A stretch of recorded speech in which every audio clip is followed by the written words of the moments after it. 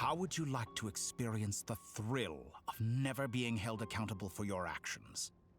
You could crush people like ants without consequence, or tear off their heads or limbs as you please.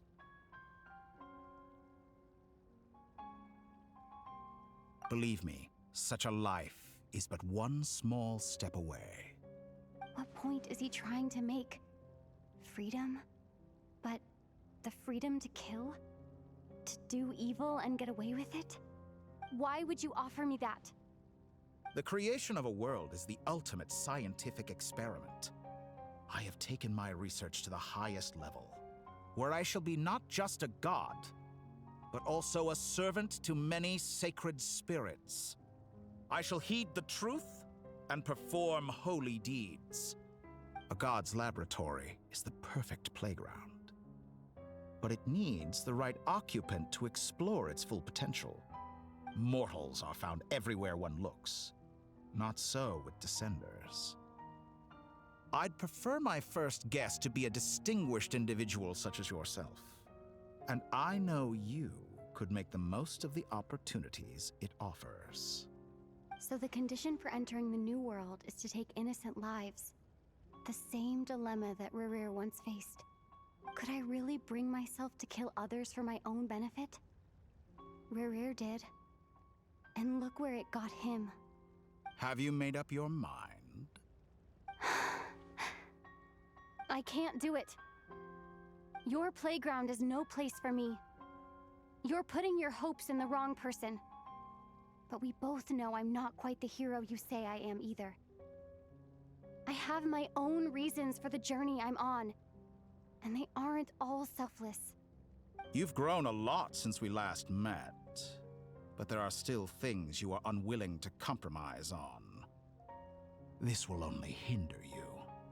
Why don't I lower my requirements a little as a gesture of goodwill? I'll give you a little time to learn to be a less noble soul. That'll make things much easier for you. I really doubt I could live that sort of life. And yet you already sound less defiant than a moment ago. The benefits appeal to you because you can read the signs of the times. Why don't we return to my research facility? Your last visit was so rushed. There is much that I have yet to show you.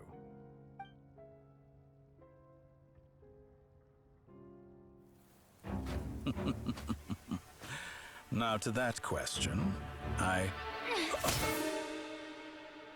Heroes don't attack from behind. Guess I'm no hero. This is most disappointing.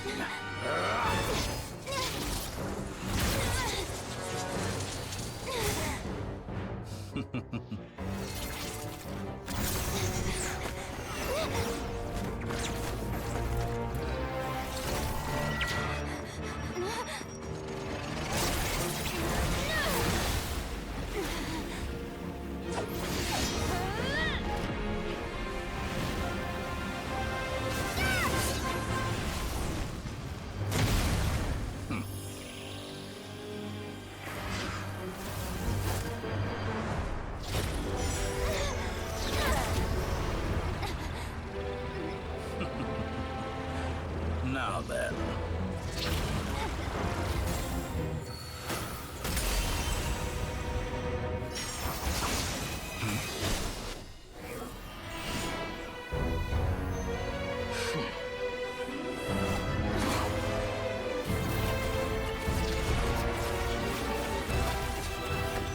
A new face. Interesting.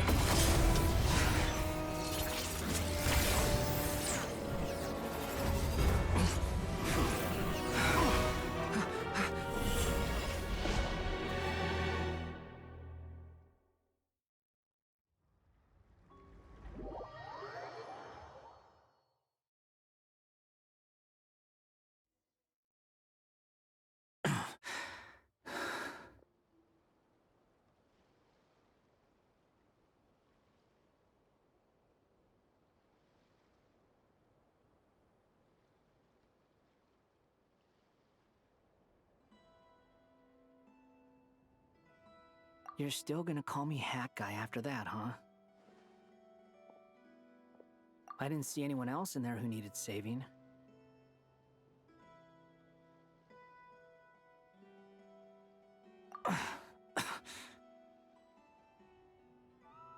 It's nothing. I'll be fine. Why are you looking at me like that? Is it that shocking that I'd come to your rescue?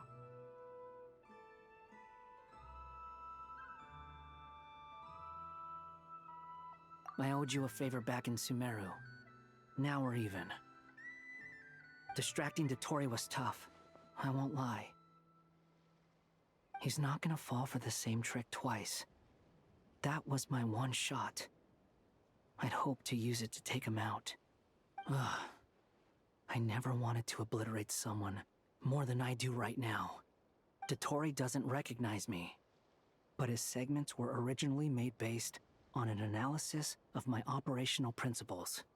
I expect it's only a matter of time before he figures out what I am. So Dotori doesn't recognize Wanderer because he deleted himself from Irminsul. Did he really miss his only chance for revenge by saving me? Why the long face? Hey, I'm not blaming you, okay? And I'm not complaining either. Rescuing you and killing Dotori are equally important goals. Everyone would be pretty stuck without you. It's best you live to fight another day. How are you holding up? Are you all right? Hat Guy said to put safety first, so we agreed to run as far away as we could after leaving the energy field, and only meet up once it was safe. You don't look injured. It seems that Dotori didn't do anything to you. All right. Rescue operation complete. Let's head back. There's a lot more work to be done before this is over.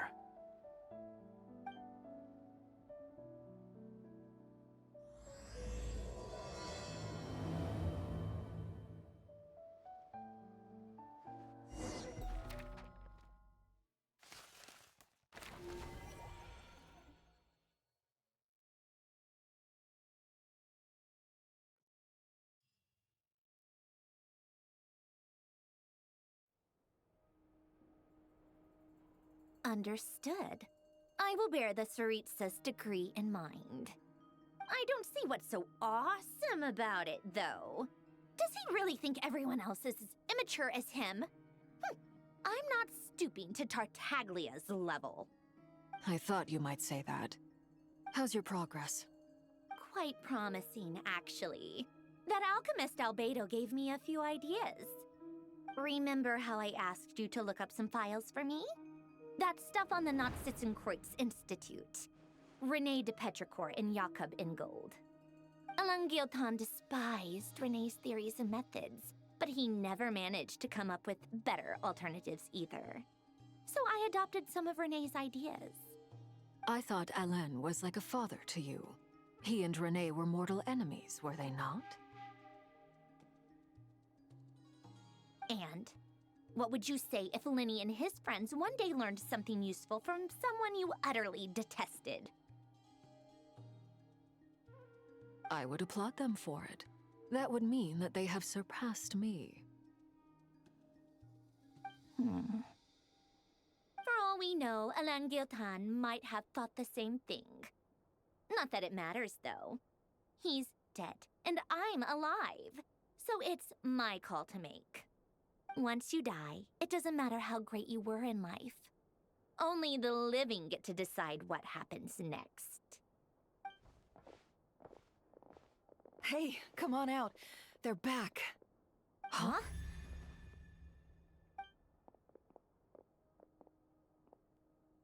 You're back?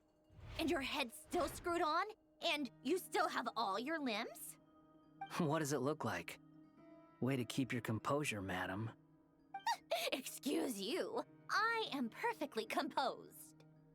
Glad you're okay. Yes, it's a huge relief. Worry? Oh, yeah, right. You think we, the Fatui, were worried about you? We were worried sick. Hey! The Traveler and I were already friends. You are free to join this mission in whatever capacity you please. Much like your tea parties. It's a laugh a minute with you guys. I must say, I was quite surprised when Mr. Albedo told me he would need no additional aid. We discussed this on our way back as well. I am rarely so unequivocal, but in this case, we had full confidence in Hat Guy. He said he knew what he was doing. Albedo and I pretty much had to just wait outside on standby. Meanwhile, Hat Guy broke into the energy field and rescued the Traveler solo. You didn't have to mention that. Well, I'm thoroughly impressed. You are a force to be reckoned with, Hat Guy. Is she back? Is she really back? Traveler! It's really you!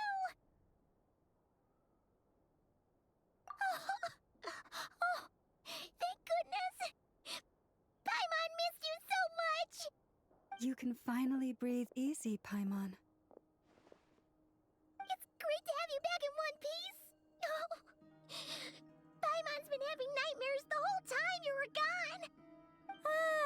Look at them. You know, once you reach my age, there's nothing better than watching a misty-eyed reunion between friends. It's nothing. Same goes when you get to my age, too. I bet Ino and Anefa would be tearing up as well if they were here.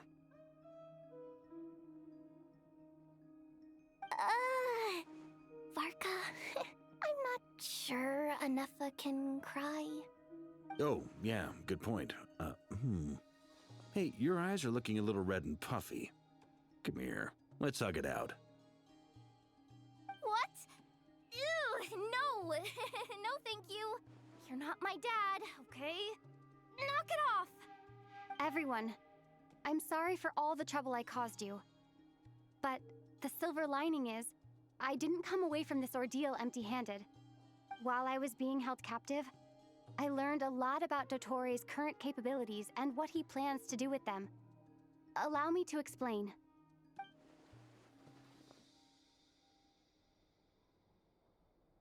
The three moon goddesses were even more powerful than we imagined. No wonder Dottore believes himself to be equal to the gods. Maybe even superior. Utter blasphemy. While everyone was gone, Nefer and I made an interesting discovery. And I believe Miss Sandrone has something to share too. Ma'am, perhaps you could do the honors?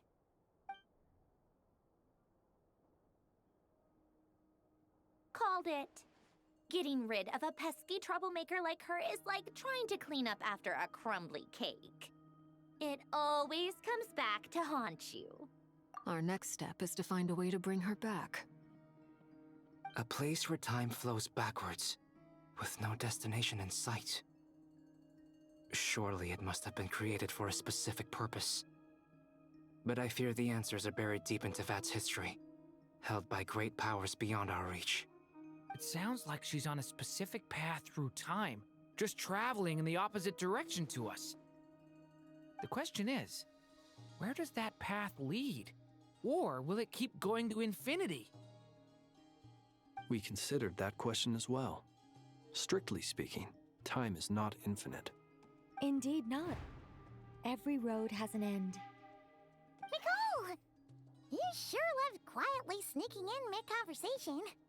I do, in fact. It's something I've always done at our mages' tea parties. Quiet, mysterious, and persuasive.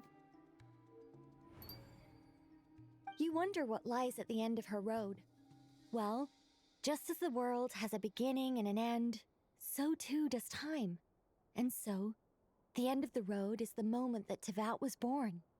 But where Miss Columbina will end up along this road, that depends on where this particular river of reverse time began.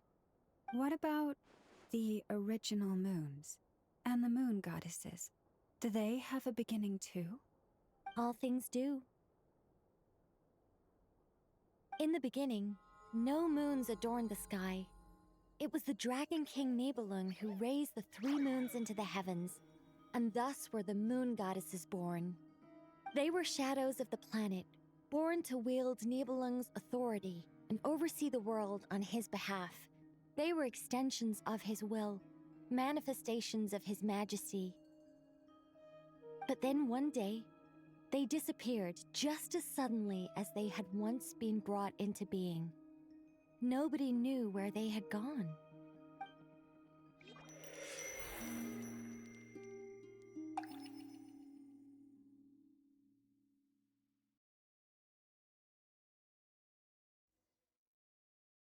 Like I thought, no more paths back to reality have emerged since. But how can I be sure that I'm going the right way without scenes from reality to keep me on track? I can't even be sure of how long I've been walking for. The further I travel, the less stable this space becomes. There are even moments where I can sense something that feels like abyssal energy. They can just materialize out of thin air. I have to keep my wits about me.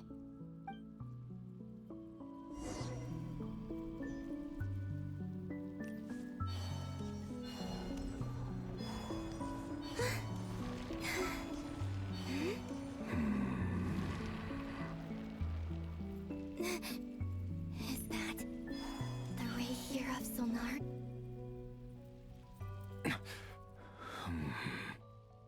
You are the moon goddess.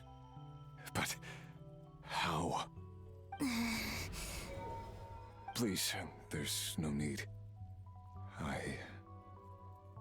I'm not interested in fighting anymore. I find that a little difficult to believe. Yeah.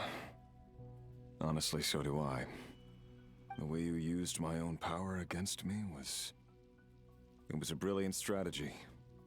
And then, in the final moment before I was thrown into this space, I got to see an old friend. Mr. Dainsleif. Right. It was so long ago now. But we were friends once. And when I first got here, I was filled with hatred, remorse, and rage. How I cursed and devoured. I tore everything here apart. I was consumed by the desire to leave this place and have my vengeance. But to no avail. This is a place with no exit. This is the second time I've entered this space. Though I have no memory of the first. I was torn to shreds the moment I entered. But this time I survived. It must be partly because of this new body. And partly because of all the Kuvaki I absorbed in Nod Krае. Are you the source of the abyssal power in here? Not all of it. Some is from when I first arrived here and tried to destroy everything. But there was already a degree of abyssal power here, before I entered. And like a venomous snake baking in the merciless sun, it tried to slither into my shadow. Tried to? So, you rejected it? Yes. Because after that, the world suddenly became silent for a moment. What do you mean? The voices in my head, they were gone. And then I saw her. Her? Thelindis. My former lover. Never mentioned that she saw a memory of Thelindis leaping into the moon's reflection. More precisely, I saw her afterimage. I'm sure the real her is long gone. She was just an ordinary Conrian. She couldn't have survived here for very long. Anyway, why have you come here? Didn't you know it was a dead end? If I hadn't escaped through the moon gate, my friends would have been in far greater danger. Oh, I see. Because of your power. The power of a moon goddess. What? You'd like to know how I know, wouldn't you? The one who resurrected me said so. I could hear a deep lust for power in his voice. Do you mean... Dottore? Dottore. So that's what he's called. He'd been collecting fragments of my body for a long time. all so that he could resurrect me at the moment of his choosing. I had no interest in his research. But being as corroded by the Abyss as I was, we were aligned as far as hunting the moons and recovering my strength were concerned. So that's why the Wild Hunt suddenly became so active in Nod Krае. When I left the Fatui in my weakened state, Dottore must have felt that his time had come. Moon Goddess, could I ask a favor of you? What? I know this is a lot to ask, especially from someone who tried to kill you. If you refuse, I won't fight it. But this is the only thing I desire now. Nothing else matters. What do you want? I'd like you to take a message to Thelindis for me. Thelindis? But... Yes, she's dead. But like I said, I saw her afterimage. I can sense that some part of her soul remains here. Far, far ahead. Why don't you go and speak to her yourself? I can't. I don't know why, but I can't move freely in this space as you can. All I can see is a glimpse of her walking away. Just like the moment when I last saw her in life. In return, I will clear these abyssal obstacles for you. No, not in return. I'll clear them for you. Whether you want to help me or not. It feels like something I ought to do. Why? Yeah. Why, indeed. I've been asking myself that question a lot recently. Why did I do the things I did? I'm tired of it all. Tired of the person I became. People used me. And then I turned around and started using others. I hurt a lot of people. I think I grew tired of it long ago. But I wouldn't admit it to myself. And ultimately, that's how I ended up here.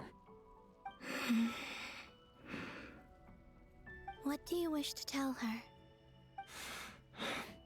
All of it. My past. My mistakes.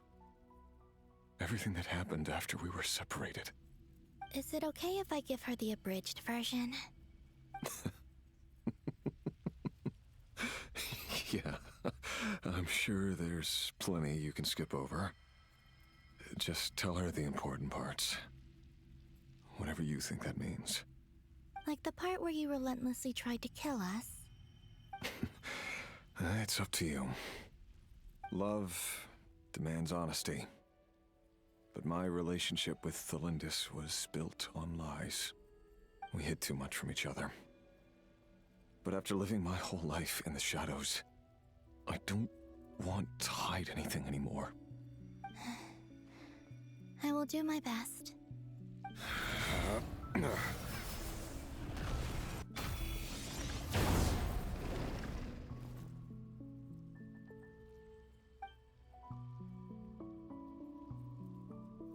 There. The Abyss will no longer stand in your way. Even though Mr. Dainsliff felt he had to fight you, I think he still regarded you as a friend. Dane? He said that you betrayed him, but he also felt great remorse at never having understood what you were truly going through. Why tell me this? Because if he'd known that someone could take a message to you, I believe that's what he would have said. Thank you. It means a lot. I know this will sound strange coming from me, but don't die, Moon Goddess. I can tell that you're determined to get out of here.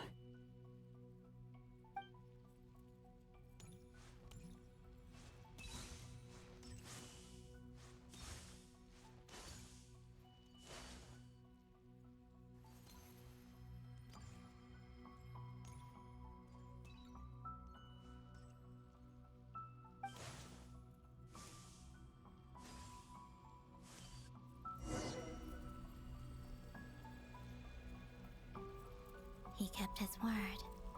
The abyss is no longer obstructing my path.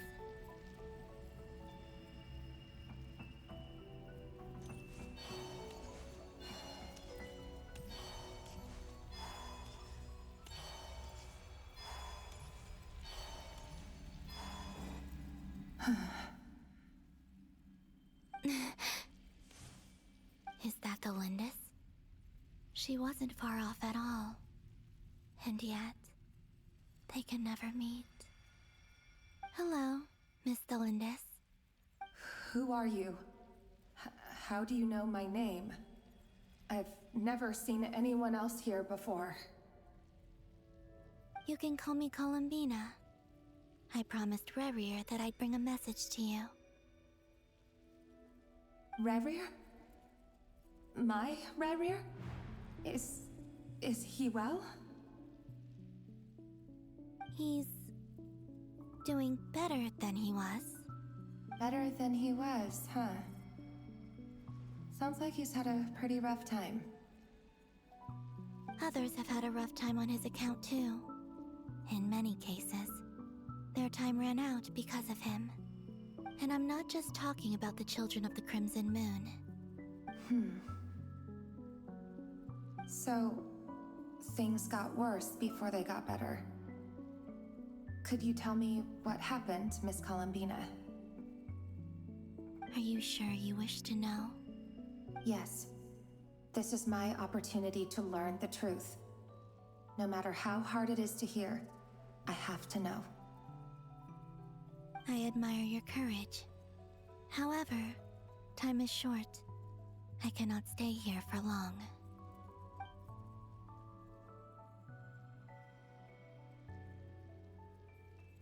Rerir had seeds of hatred in his heart, and many people nursed them for their own ends. On some level, everything he did was to try and find a way to see you again. But in the end, he came to regret his mistakes. He wanted to apologize for hiding his past from you. Beyond that, he did not say specifically what it was he wished to convey to you, but I'm sure that you've always been on his mind. You are what has kept him going over all these years.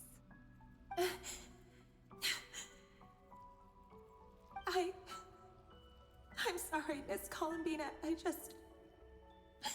This is so upsetting. I'm not sure how to put my feelings into words. It's all right. I understand. Well, that's everything from me. So, I guess I'll be... Oh, wait. One moment. Time flows backwards here.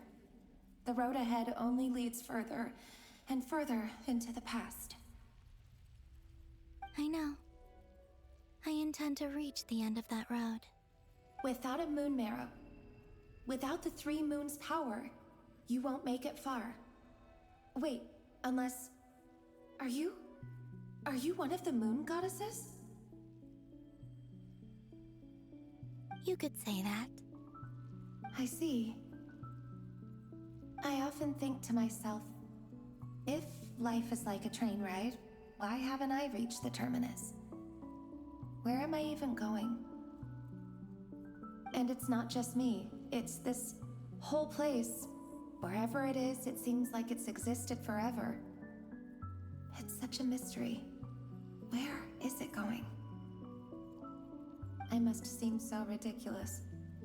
I can't answer these basic questions, and yet I jumped right in here without hesitating, only to be torn apart the moment I entered by powerful energy currents. Only my soul remains now. Thinking back, I was suddenly overcome with fear and terror in that moment. Perhaps I too became bewitched by the abyss. I may have been the leverage it needed to control Rerir. I used to be a researcher at the Universitas Magistrorum in Conria, researching the iridescent moon's marrow. Eventually, I came to the conclusion that time in here flows in reverse. Rerir was one of the Venster King's retainers. With me, he was in an impossible position. It plagued him constantly. I wanted to help him escape his lot in life. I wanted him to be happy, so I thought I'd use this place to return to the past. At the time, I thought I could just go back to the day that the Venster King first found the prince. It was only after meeting the prince that the Venster King started going too far with his research into the abyss. That was the day all of our woes began. I thought I could stop the king from ever meeting him and solve everything. I couldn't kill the Venster King himself, so I had to find another way to save Rerir. That's why I wanted to go back, to kill the person who had brought new possibilities to our realm. I'm sure it was a futile endeavor, but the abyss probably enhances the basest human desires. So I naively hoped I could change everything. But I was simply too weak. Like a speck of dust against the whole universe. Look at me. I didn't even survive the journey here. Not physically, at least. I know I'm never getting out of here. But you're different. You can make it, and I want to help you. I owe you that much. How do you plan to help me? Have you noticed the golden energy that exists here? Based on my past research and my observations since coming here, I believe they carry you forward faster. I can share what I've learned and help you understand the pattern in which this energy appears.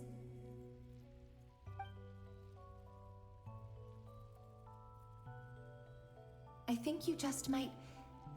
Now, I know you will be able to change the past. Also, I've been speculating about where this phase ends. The documentation was scanned, but from what I know of the legends about the moons, the oldest ones seem to begin with Nibelung, king of dragonkind. I have no way of verifying any of it by this point, but if it's true, you might be able to reach that era if you keep walking. Understood. Thank you, Miss Thelindis. I'm the one who should be thanking you. If you hadn't entered this realm of everlasting death, what use would my deductions be? Thanks to you, they have some meaning.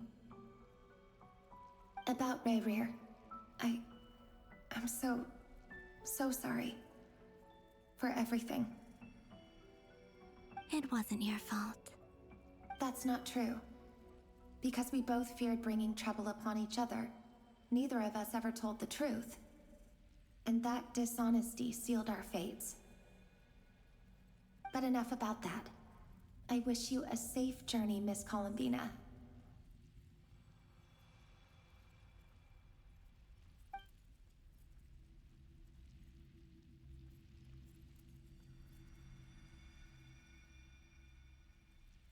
And may the outside world never have to experience pain like this again. Rerir, you're there, aren't you? I cannot see you, because you exist in the future. I expect we'll be trapped in this prison of space-time for all eternity. But please, gaze upon the past, and then sit for a while. Let's find a place to sit down together, just like we did when we first met.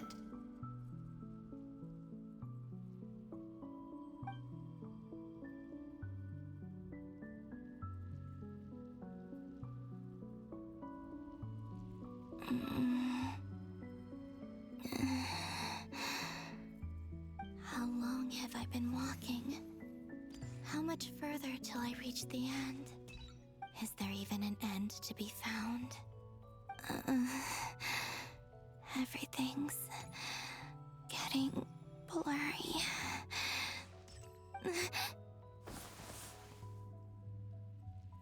Huh? Are you all right, little sister? Have you come from the distant future?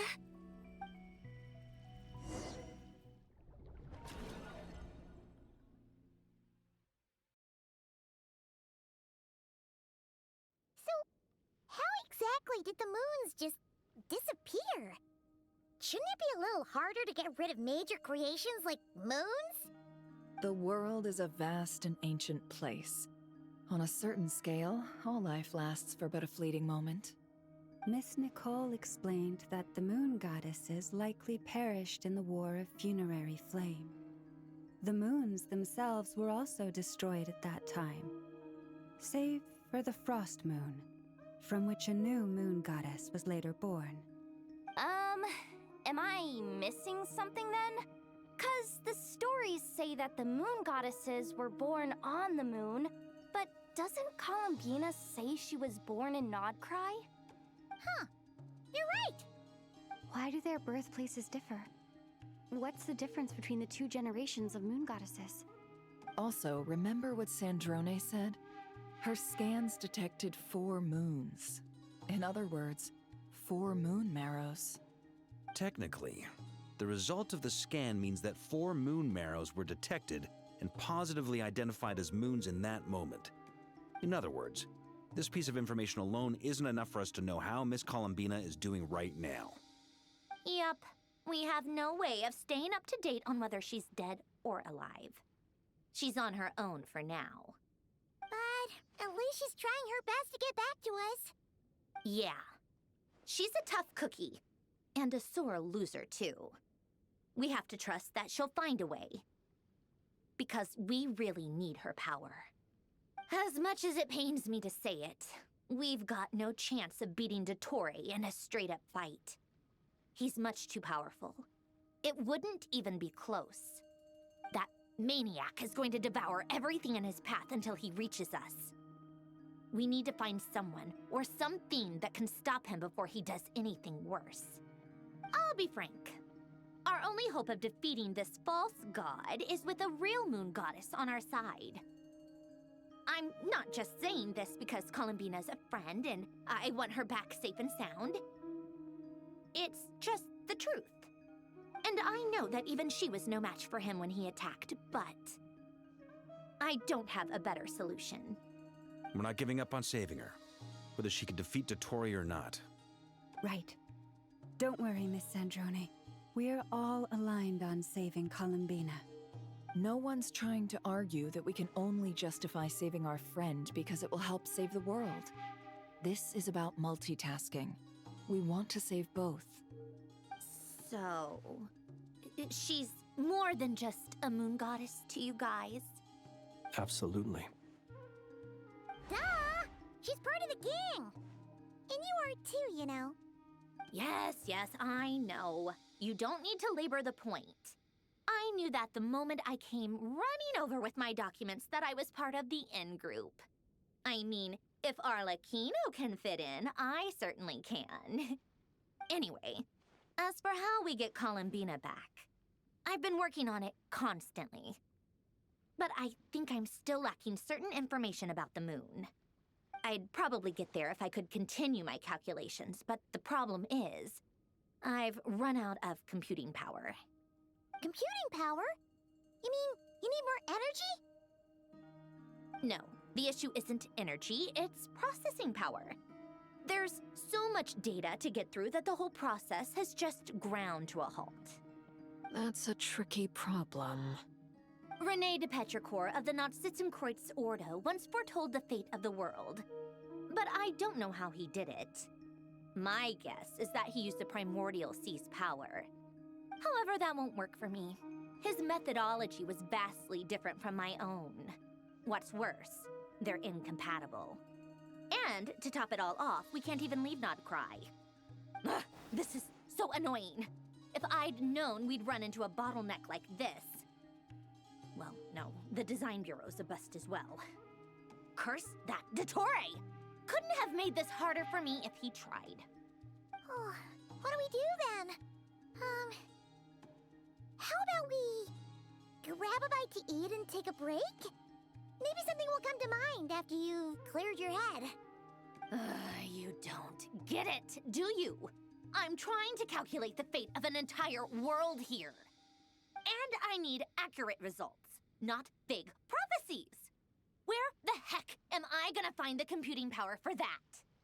Ahem. Anyway, time to shelve the discussion on technical difficulties. Being a killjoy isn't very ladylike, after all. Either way, we've done what we can. Rest well, everyone. Remember to let us know if anything new comes up. Hat guy? Is he hinting that we should talk outside? Let's go somewhere a little more private.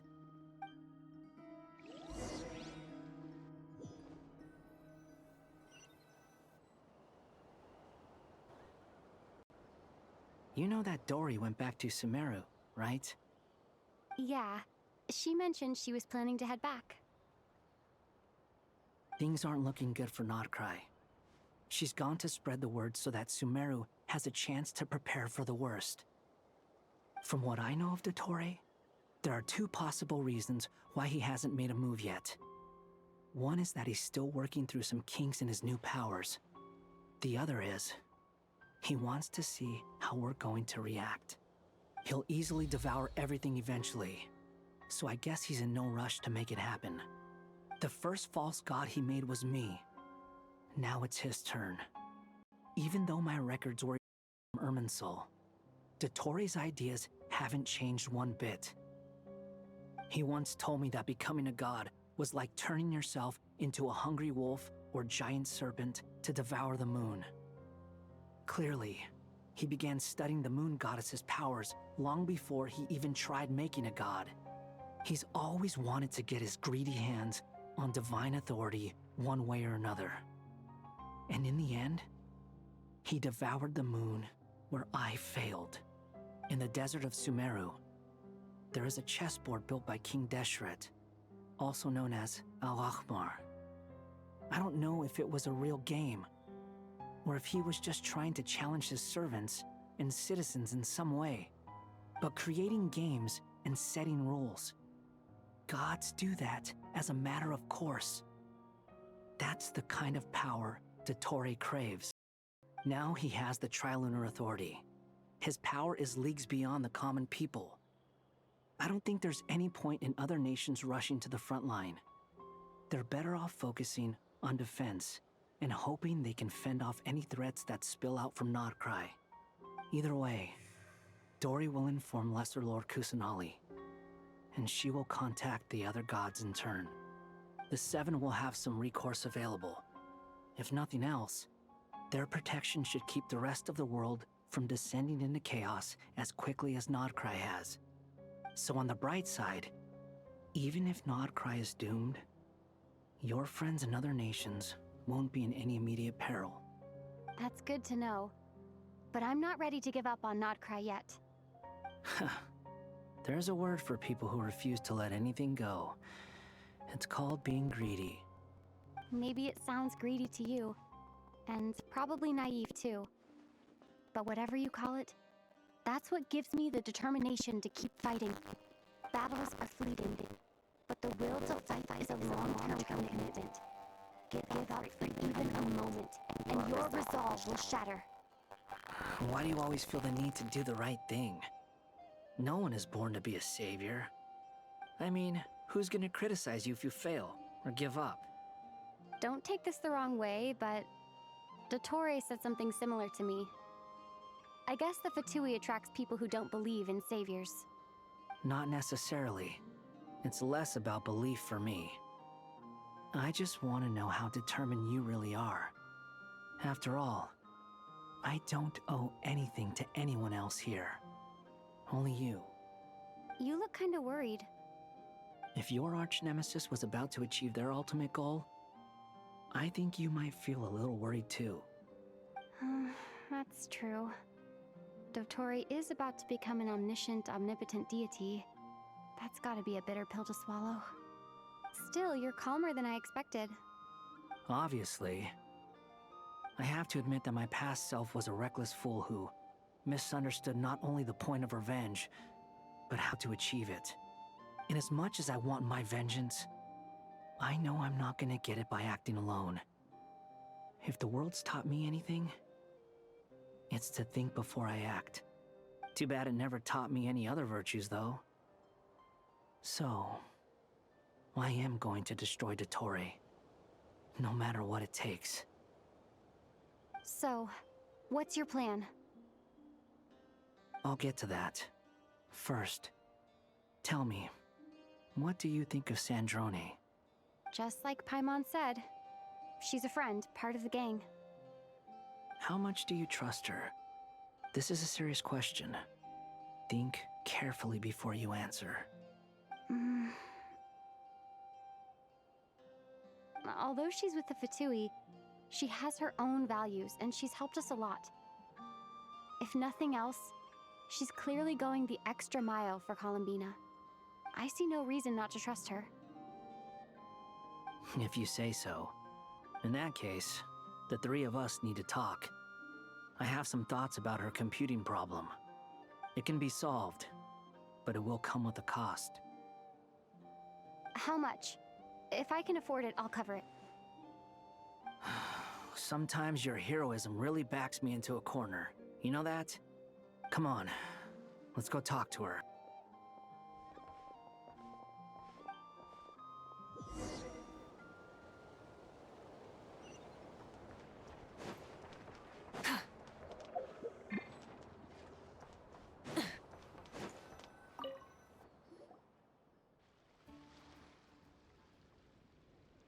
Miss Androne, Traveler.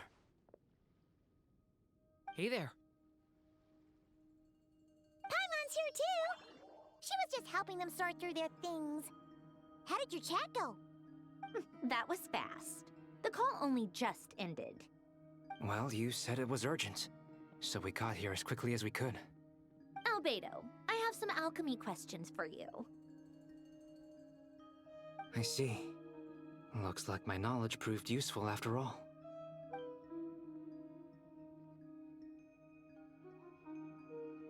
If I might ask, what is the end goal for the modified formula you'll be using?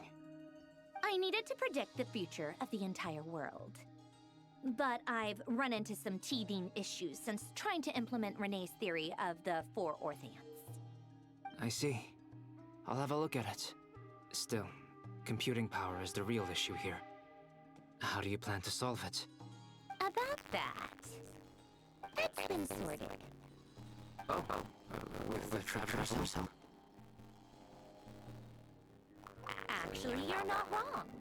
She found the person with the solution. Was it Hat Guy? Yeah, it was him. Wow! Go Hat Guy! Seems like all that time studying at the Academia is paying off big time. But where is he? Wasn't he the one who asked Albedo and I to come here? Come with me.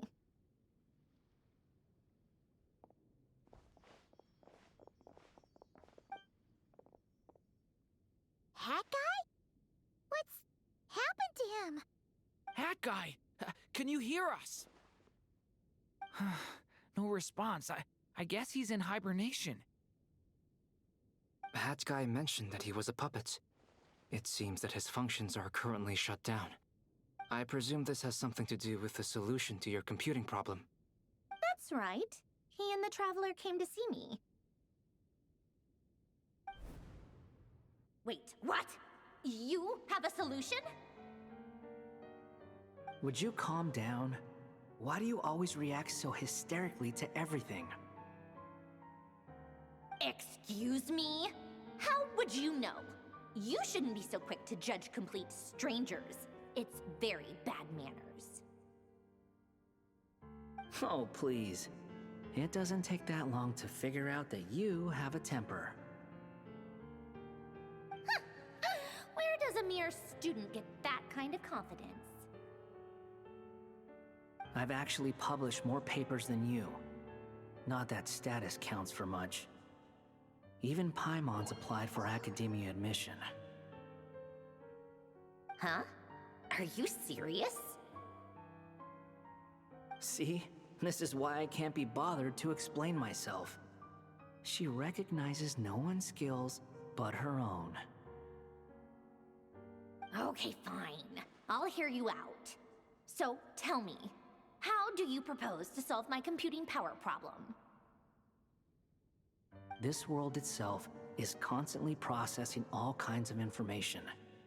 If it's the world's future you're trying to calculate, you need a processing device that's designed to cope with that volume. Easier said than done. Only Irminsul can handle that kind of... Wait, is that what you're suggesting? But surely we can't just plug my formula directly into the ley lines. You should be able to tell that I'm not human, right? Yeah, I noticed. The technology, though, seems pretty ancient. Very different from Fontaine's. It's a completely different system. Conrian, to be precise. I'm what they would have called a puppet. Puppets need an energy source and processing power. The artisans who built them sought out the materials most suited for that purpose. You? Do you mean... The Traveler and I have talked it over. She's willing to vouch for you. So, I'll allow you to borrow my core for your calculations. It was built using wood from a silver-white tree, which makes it a small part of Irminsul.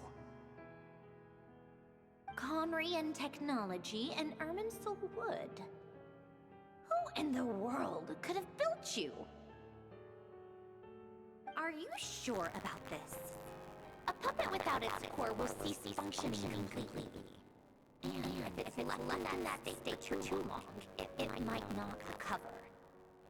You could die if you do this. You do realize that, don't you? I can put two and two together, yes. No need to rub it in. I won't lie to you. This has never been done before. I cannot guarantee your safety. Doesn't matter.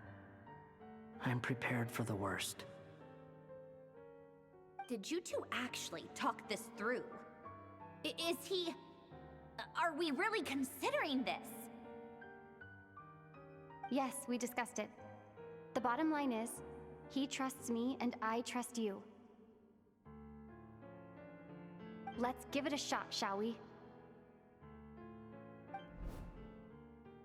Honestly, I have no clue where this kid even came from. But for whatever reason, he lent me his core to use in my formula. I'm very close to finishing my calculations now, and the core is currently in use. So I'm sorry, but I can only show you a sketch right now. This is what the core looks like. A silver-white branch. It certainly matches the legends told about Irminsul. Is Hat Guy gonna be okay? He's not gonna die, right? Right? In theory, he should be fine. As long as we put his core back in time. Beyond that, all I can say is that I'll try my best to avoid risk and make sure the core doesn't sustain any damage. I think I know why you called us here now. Someone needs to watch over his body and make sure it's protected until the process completes. Correct. He said that the only ones he trusts here are you two, and the Traveler. And the Traveler will have other work to do. He will have our undivided attention. Aww, Hat Guy. On a more positive note, things are progressing steadily on my end. I'll call everyone in for a meeting once the results are out.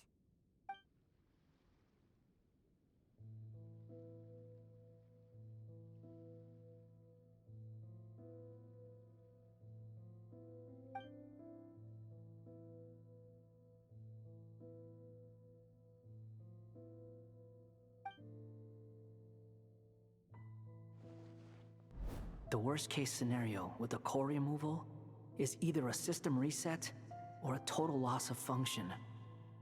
But I'm not afraid. A quiet death should have been my fate long ago. A core is completely different from a heart. It's like another vital organ entirely. I never believed it could be a true replacement for what I sought. But in the end, it turns out the core was more useful to me. Pretty funny when you think about it. It's like the punchline of my entire life. Do you think there's any difference between a puppet and a human? If not, then this would just be another samsara. I have already experienced both a past life and a next life. Part of me wonders whether I'm only capable of making this decision because I've become a real human. What's with that expression? Isn't this a good thing? Sanjuni will succeed, won't she? She has to. She will. We all have to persevere until this is over. That's right. And I'll protect you all until the moment of victory arrives.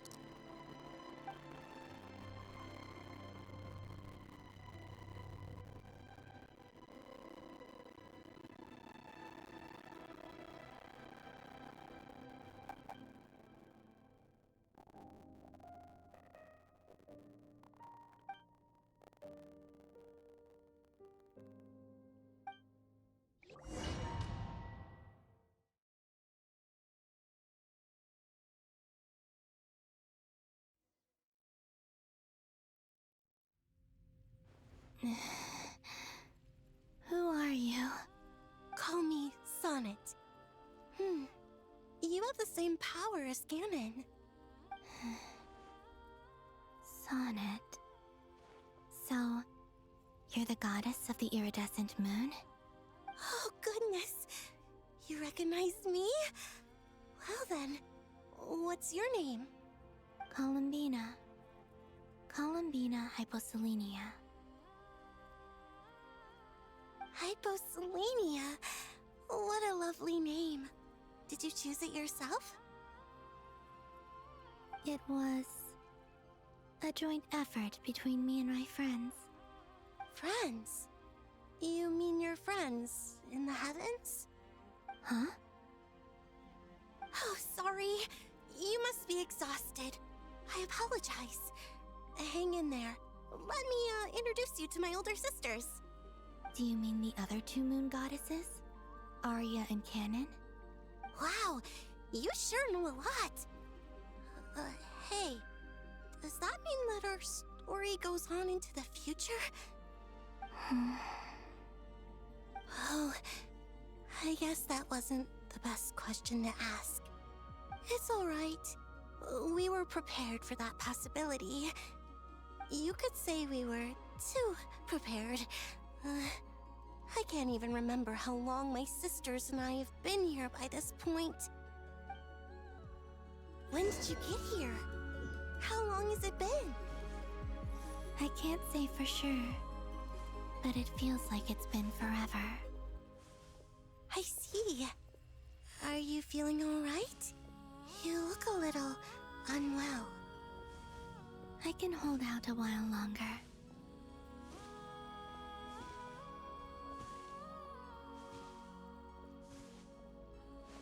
We don't have far to go.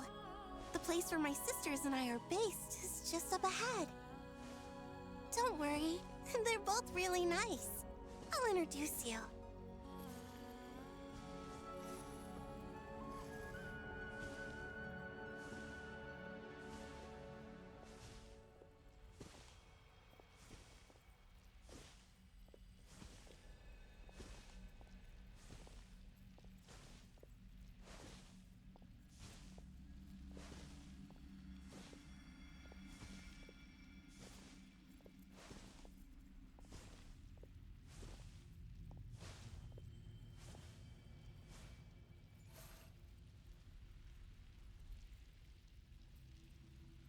Sisters!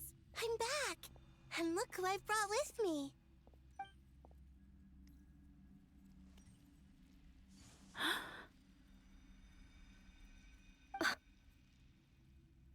It's our lovely little sister, born in the far future. The pleasure is all mine.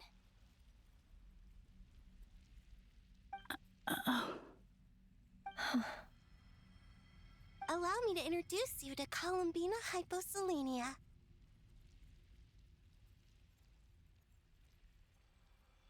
This is Arya, the goddess of the eternal moon.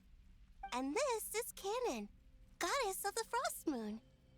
Canon, don't you think Hyposelenia's power is similar to yours? Hello, Columbina. I apologize for our startled reaction just now. And please, forgive our little sister if she's been annoying you. She tends to talk a lot. It's fine. You seem shy. Don't worry, Columbina Hyposelenia. No one can hurt you here.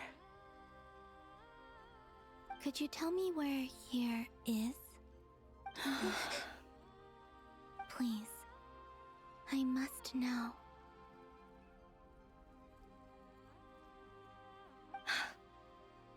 My dear sister, this is where Tevat's original ruler, the Dragon King Nibelung, imprisoned the moon goddesses. What?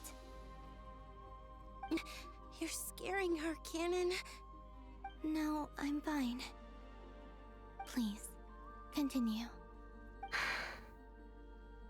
Nibelung, our original master, created us in the distant past to maintain Tevat. But he left this world and traveled into the dark universe beyond, to explore worlds vaster still. Day and night, we fulfilled our duty in the heavens, until the day that the first Descender arrived. The great ruler of the firmament. The heavenly principles. Is that what later generations call them? I see. But we did not reject them at first, nor did they seem to harbor ill intent towards this world. We coexisted in peace. They were like a guest in our home. Slowly, however, we came to realize that our guest had a growing desire to change and dominate the world. And you didn't stop it? No. There was an order to the rules they set up that Nibelung never taught us. We wanted to know if this order would bode good or ill for Tevat.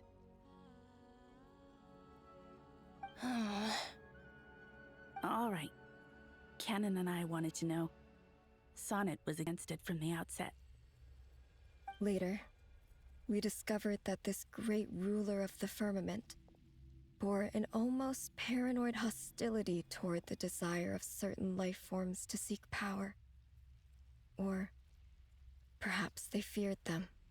They would even cast down celestial nails as manifestations of their power, to punish the civilizations of the world below. Only this was far beyond mere punishment. Right. Their rules brought order, but the price people paid for merely testing the limits of those rules was far too great. I did everything in my power to help the punished escape catastrophe, but still, too many lives were lost. The ancestors of the Frost Moon Scions were some of the ones you helped. But just when we had decided to take countermeasures, the Dragon King, Nibelung, returned. And so began the War of Funerary Flame. So, that's the name the world gave that war in the future. Well, who won in the end? As far as I know, the Heavenly Principles won, although it came at a great cost. They remained in Tevat, where they continue to rule to this day. And the world's original master, the Dragon King Nibelung, was destroyed. And what of the moons? Are there still 3 moons in Tevat's skies? You can tell us the truth, Columbina. You know we are but remnants of a bygone age. We are prepared for the answer. Only the Frost Moon remains. but it has been cast beyond the false firmament by the heavenly principles. The eternal and iridescent moons were both shattered during the war. So death finally came for us in the end. Sonnet. But you're still here, aren't you? A moon goddess cannot live without her moon, Columbina. She's right. That's why I began to disappear. Because the frost moon is cut off by the false sky. How much worse it would have been if it were outright destroyed. Our souls may endure within this lunar palace, but if our moons are destroyed, then we shall disappear the moment we depart from it. I'm sorry. There's no need to apologize to us, dear sister. If anything, we owe the world an apology. If only we'd decided to act sooner, rather than arguing amongst ourselves. all the more reason not to spend this time in regret and repentance. Instead, we should focus our efforts on how we might help our future sister. Sorry? Don't you see, Columbina, your story is not yet over. Is that not why you are here?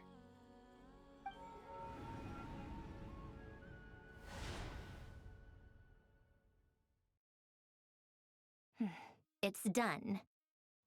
Initiate numerological array. Continue running primary process. Calculate the world's fate through extrapolation. And identify nodes of potential change. Secondary process, scan for moons. Still 4. The number of moon marrows hasn't changed. Wait, let me think. Is it possible that there's something I've been misunderstanding about the moons all along? Variables. Variables in the world. I know where potential variables within the world come from. So what about the moons? Are there any variables there? Like their life or death, for instance. What if being alive or dead makes no difference to a moon? But that's so strange. Even immortal gods can die. Why would the moons alone be? Wait! I've got it! If alive or dead is considered a variable, we might have had this wrong the whole time. No one ever said that a moon marrow equals a living moon. We just made that assumption ourselves. Initiate secondary process. Scan again. This time filtering out interfering perimeter, moon marrow. I don't care if they're natural or artificial. Get them out of my search results! Why? It says 3 moons still exist in Teyvat, even after excluding the moon marrows. But we know for a fact that 2 of them are dead. Redo the scan. Narrow the results to living moons and real moons. No, scrap that. Narrow it down to moons that have lunar authority and remain alive. Why? Why is it still 3? What is this, Columbina? Has the world lied to us? Or are you the one pulling the wool over our eyes?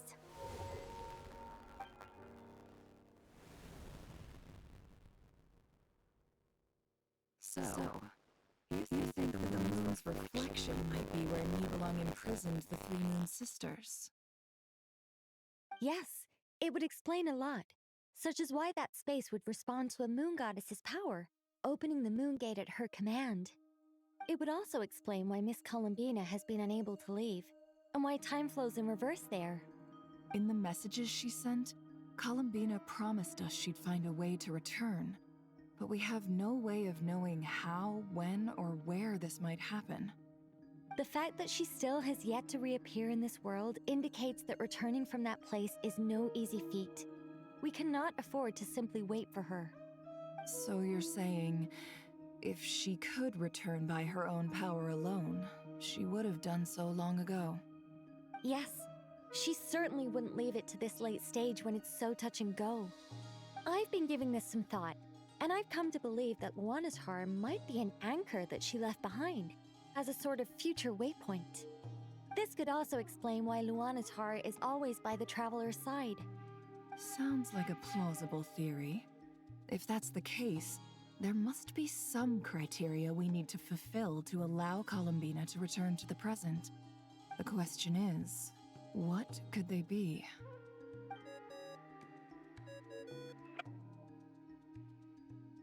Hello? Listen up! This is extremely important!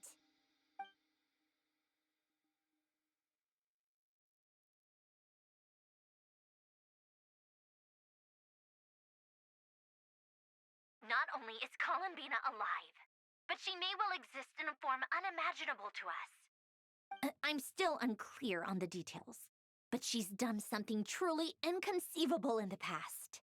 And the clue to what she's done lies in the moon and Tevat's sky. Truly amazing. Oh, I'm so delighted for her. I'm sure we all feel the same. And I'm sure Columbina is ready to get back here and fight by our side. I'll keep my calculations going and try to find some way of coordinating with her. But that's not an excuse for everyone else to slack off, okay? All of you had better keep trying to think of solutions. How can the dead moons still live? And Luanatar...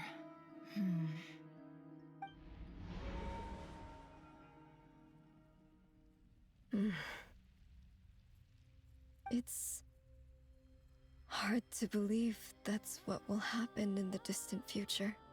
Our authority is linked to the most fundamental rules of Tevat.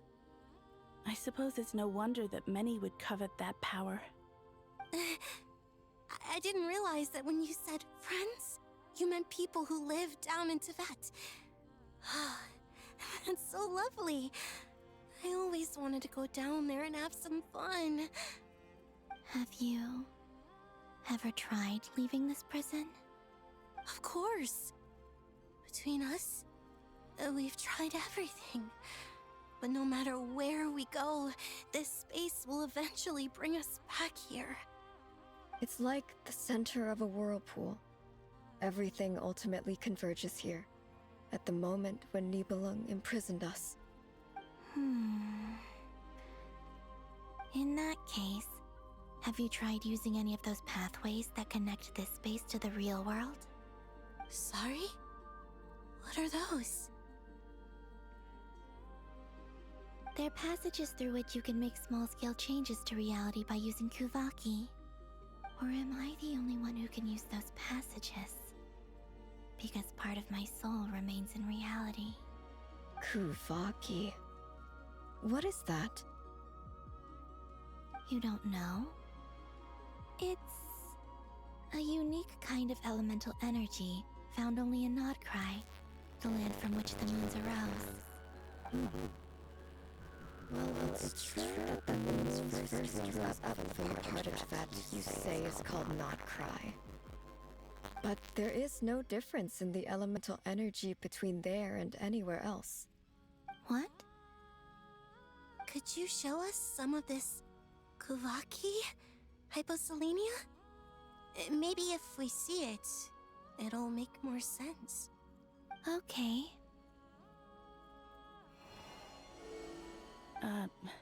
Isn't that just your power? What? But it's everywhere in Nod Krае. In the air, in the land. Even the creatures who live there have adapted to its influence. How curious. This Kuvaki certainly did not exist anywhere in the world before we were imprisoned. Let alone influence living creatures. So, how exactly does it affect them anyway? Can they float in the air like us? This is so strange. Why would their reality differ so much from mine? Columbina, you're looking for more than just a way out of here, aren't you? Yes. If I am to help my friends, I will need tri-lunar authority on par with that of our foe. You mean... you'll need our power? This sounds extremely risky. The Three Moons' powers are not mutually compatible. Concentrating them into one goddess will be a very painful process. And if anything goes wrong, it could tear you to pieces. I know. But I'm willing to take that risk. Even so, let's say we successfully transfer our authority to you. How will you take it outside this prison? Nibelung constructed this realm specifically to prevent us from using our powers to interfere in his war. No moon goddess can leave this place alive. What if I don't leave alive?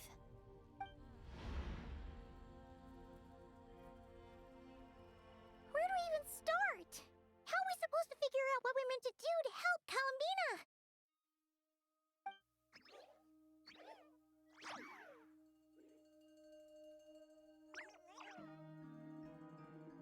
Columbina, what do you need from us? If she really got to the beginning of time in there, how do you think she'd leave us a message?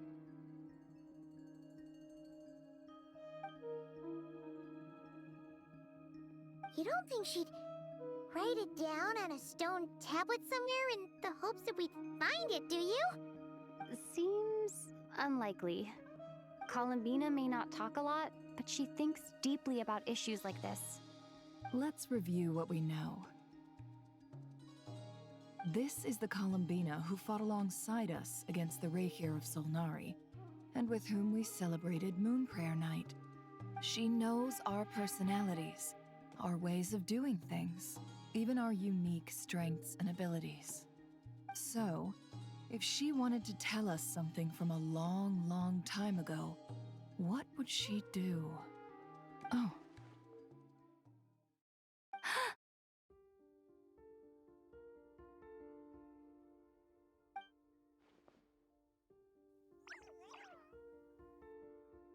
Traveler, you once said that those golden ripples also appeared when Luanatar was born. What if Columbina left Luanatar here, not just as an anchor to the real world, but for some purpose? If she is part of Columbina, and Columbina knows that I can see past events through her. Oh yeah! Like when you peeked into Rare's past through his heart! Nefer, wait! If you're right about this, and you can really see past events through Luanatar, your eyes, they'll... Oh, I know. Looking at Rarir's past in Conria was already enough of a strain on my eyes. Looking this far back into the past, it'll surely blind me. But it's our only chance. This is the only way. Boss. We spoke about this once, a long time ago. Do you remember what I said, Yehoda? The day I lose my sight, the Curatorium of Secrets will be yours to run. But... What's wrong? I'd be overjoyed if I were you. This day's come a lot earlier than either of us expected. I need to know you'll honor our agreement, Yehoda. Promise me. Yes, Boss Neff. I promise. Are you sure you don't want some time to think this through? What is there to think through? I should have gone blind after our battle with Rarir. Frankly, it's almost criminal that I got away with it for this long. Then at least let me take some precautions on your behalf. And if you really do lose your sight, I'll visit your office every day and make sure you're well looked after. Oh, please, anything but that. I was actually ready to go through with this. Are you trying to scare me into backing out? As if I could ever scare you. I'll assume you're just joking to calm your nerves. All right, enough chit-chat. Let's do this.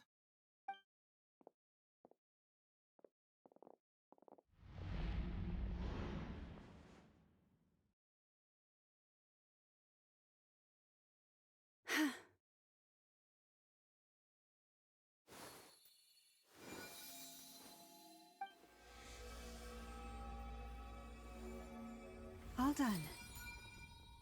Good. Now give me some space.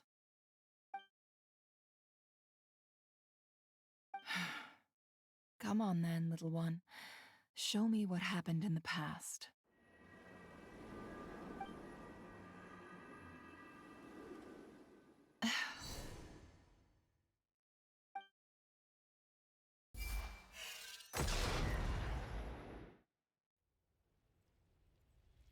Between the Tri-Lunar Authority, Kuvaki, and the soul-surviving moon, the Frost Moon, I think I might know how to get back. But I will need my sister's help. Time to go talk it over with them.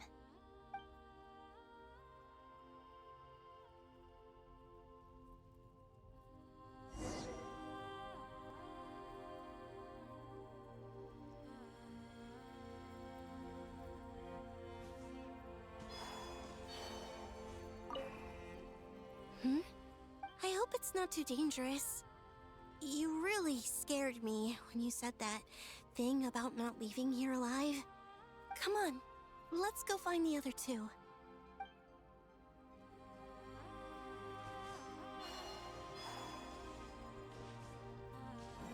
It seems you have reached a decision. I'm all ears. What do you propose?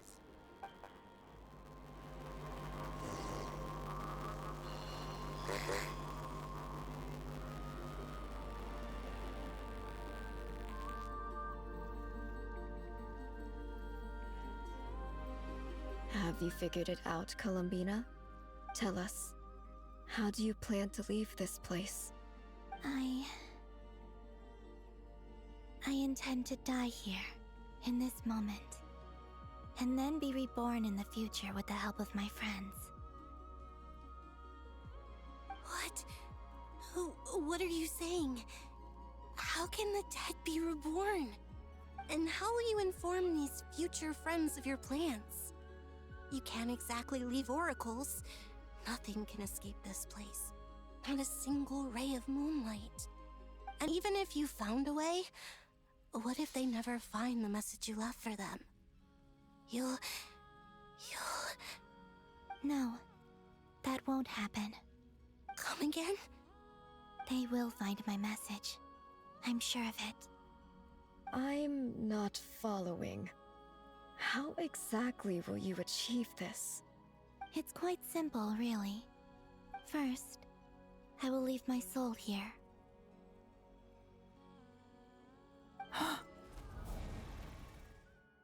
I see it. Your soul? You mean your divinity? Yes. I once left a portion of my soul in the future. One so small that this prison barely noticed anything.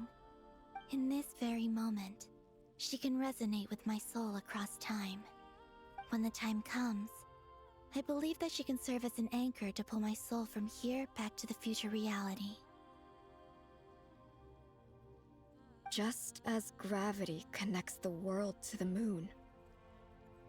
Exactly. In the future, where I came from, the moon has been cast beyond the false sky, but I can still feel that it is there. In a similar way, I can feel a connection to the soul fragment I left behind even now. My friends can use it to detect my presence. But how do you just leave your soul here? Is that even possible? On my way here, I met an ordinary mortal who entered this place long before I did. Her body is long gone, but her soul remains. And before that, I encountered an old enemy whose entire soul survives here intact, while the power that once corrupted his body has faded away. So, perhaps this space is specifically designed to imprison divinity and authority, but not the physical body. Still, even if your body can escape, would it not just be a lifeless husk without the soul inside? Wait, is that what you meant when you said you wouldn't leave alive? Yes. I shall turn my body into moonlight and pour it over Nod Krае. That power shall protect the land and quietly blend into it, awaiting my soul's return in the future. However, I cannot do this on my strength alone. I would need your help to do this. So I'm humbly asking for your assistance. Oh, dear sister. You need not be so formal. As I said before, we are but remnants of a bygone age. You, on the other hand, were born alone in that distant future, and you have walked a long and lonesome road since then. How could I bear to let your story end here in this dungeon? Don't forget, we are your sisters, your family.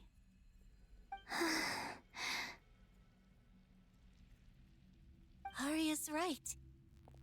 Actually, I've always wanted a little sister. Can you imagine how it's been for me? Getting nagged by two older sisters all the time. Now, I finally get to be the big sis. And not just that, but I get to help you return to your world, too. How could I say no to that? Sonnet. Canon?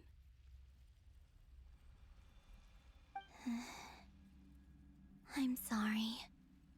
I know this is a bold request. The Frost Moon is rightfully yours, and it remains intact.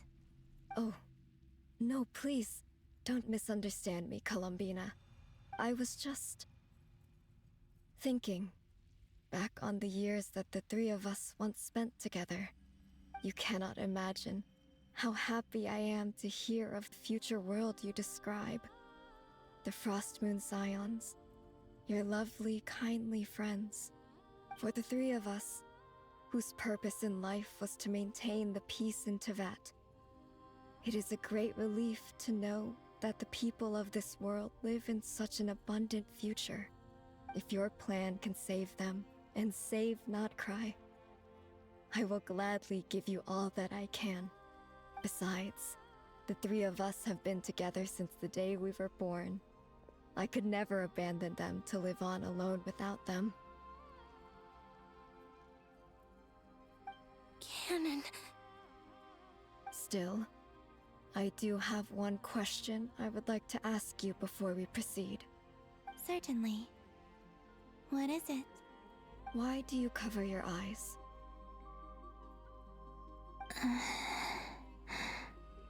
Yeah, I was curious about that too.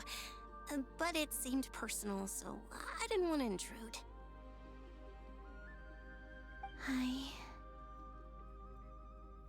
There was a time when I refused to look upon the world. I believed it was full of nothing but lies and falsehoods. I wished to hide my feelings, seal my heart, until I could return to my true home. I see. Perhaps that decision saved you from ever having to see the false sky again. But at the same time, you likely missed out on many true and precious things, like the smiles on your friends' faces. Promise me this, Columbina. When you return to the future, open your eyes, take a look at the world around you, and see your friends.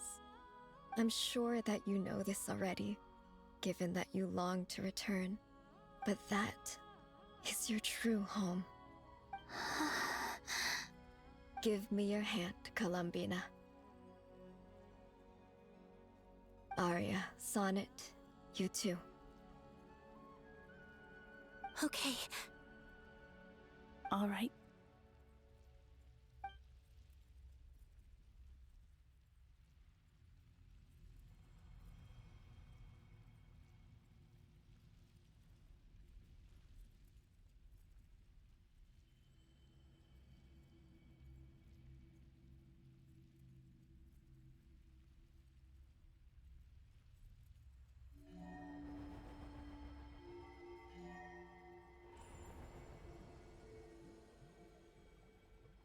We once were the songs sung for eternity, but now it is you who must continue to sing.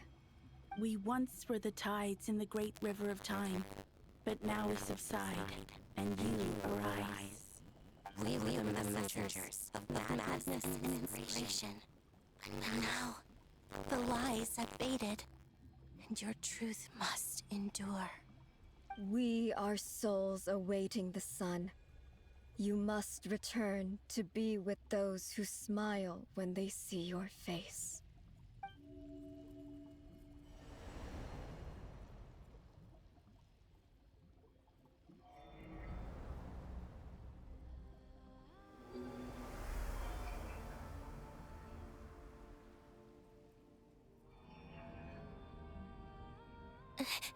Is it done? Yes. We have transferred the authority over all 3 moons to Columbina Hyposelenia. From this moment on, she is the Tri-Lune Goddess, the one and only moon goddess of this world.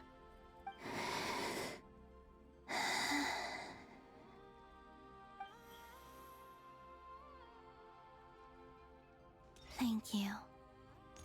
Thank you, my sisters. Now go, and do what you believe is right, Columbina Hyposelenia. Be aware that we cannot grant you the power of the 3 moons beyond these prison walls. The conflict that arose over their remains following our disappearance will still take place. I understand.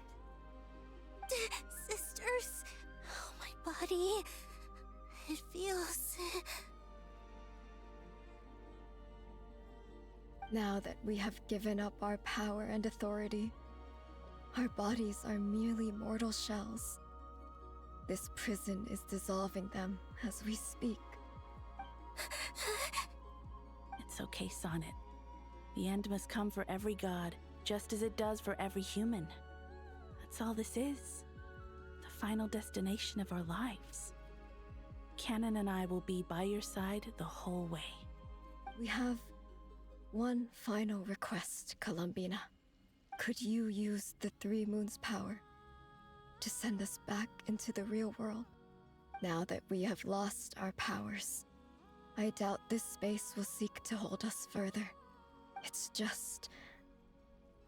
we would like to spend our final moments together in the only place we ever called home. Of course. Gladly.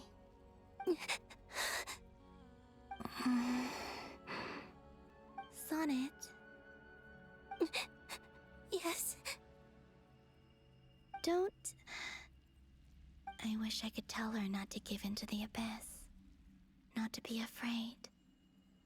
But is this really what I should say at this moment? Don't forget.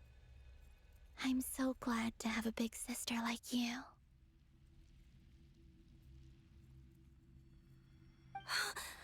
No, Hypo...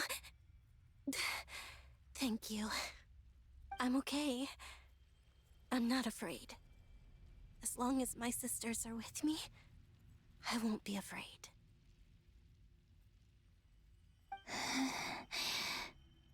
It looks like this is goodbye, sisters. Goodbye, Columbina. Take care of this world in our stead. I will.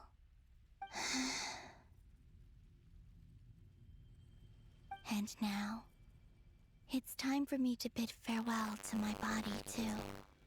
May it become the moonlight that keeps Nod Krае company through the long years ahead. So this is why Nod Krае was not always home to Kuvaki. It only appeared after I poured my body out upon this land, and only this land. Kuvaki responds to me because it is me, my body, answering the call of my soul.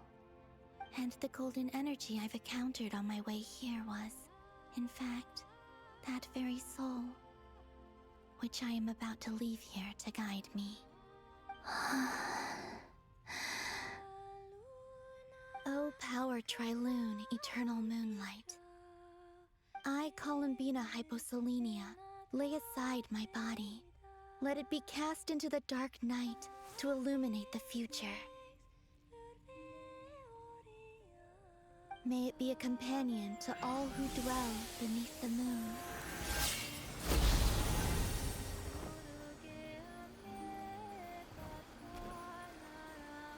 Until the time comes for me to return home.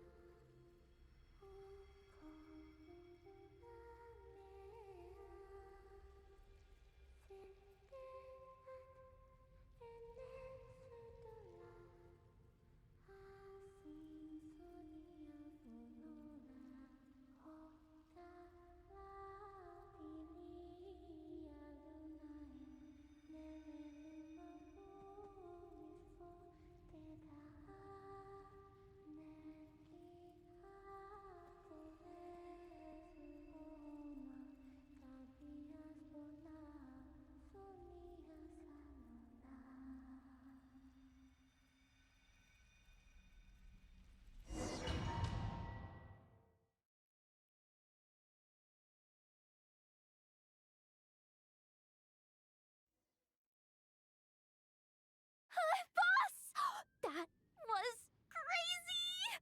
Were we even allowed to see that? Is anyone?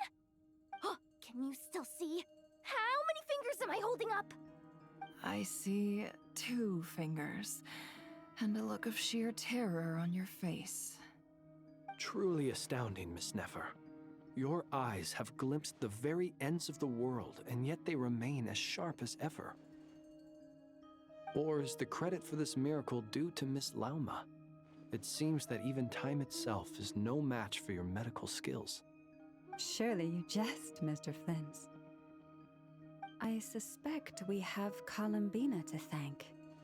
She must have realized the immense toll that the ritual would take and purposely set aside some of her power in the past to protect Nefer's eyes when this moment arrived.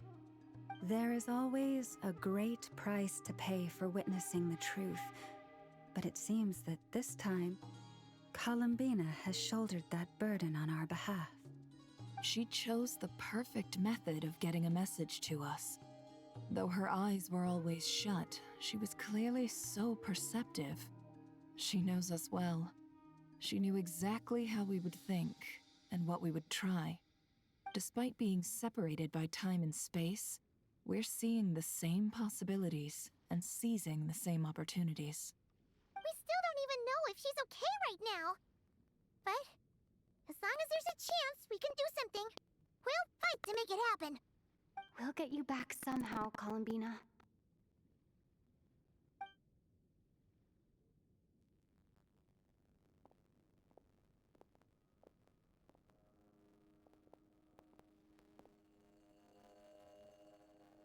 Well, based on the information we now have, let's figure out our next moves. Thanks to these gentlemen, we have a much clearer picture of the situation with Dottore. The civilian population has been moved to safety, so we no longer need to hold back. Miss Androne, how are the calculations going? So far, so good. I'll keep seeing how far I can push the system, though. Can't have Hatman being powered down for nothing. There's still a long road ahead. Where should we begin?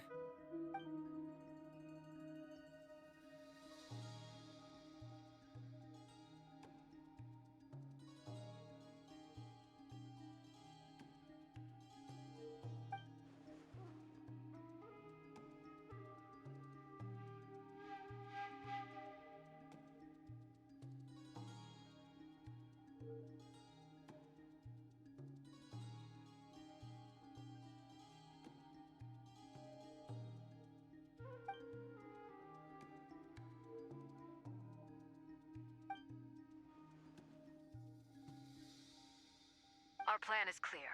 Time is short, so let's get moving. There's just never enough time, is there? Time is the bane of my existence. Ugh. Anyway, I'm gonna get back to work. All right, we'll do our part too. Yeah.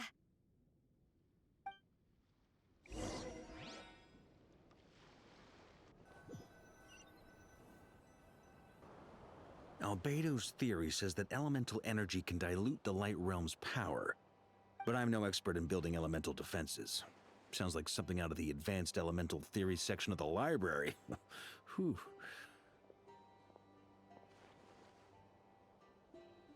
You seem quite troubled. Well, yeah. I mean, who doesn't get a little flustered when they're completely out of their depth? You were the very picture of confidence back when you approached the Hexen Circle. Eh, I could have been faking it through that whole meeting for all you know. Who's to say I'm not just a ball of nerves in a charming and gregarious package? Oh gosh, really? I'm so sorry, I had no idea. Well, you're all the braver for it. Still, I was much more in my comfort zone than I am here. At least in Mondstadt, you can cry for help from a cliff top and actually stand a chance of summoning Barbados himself. Things have never looked bleaker than they do now. If we don't pull this off, Tevat's doomed, isn't it? Oh, you think so? Actually, yes.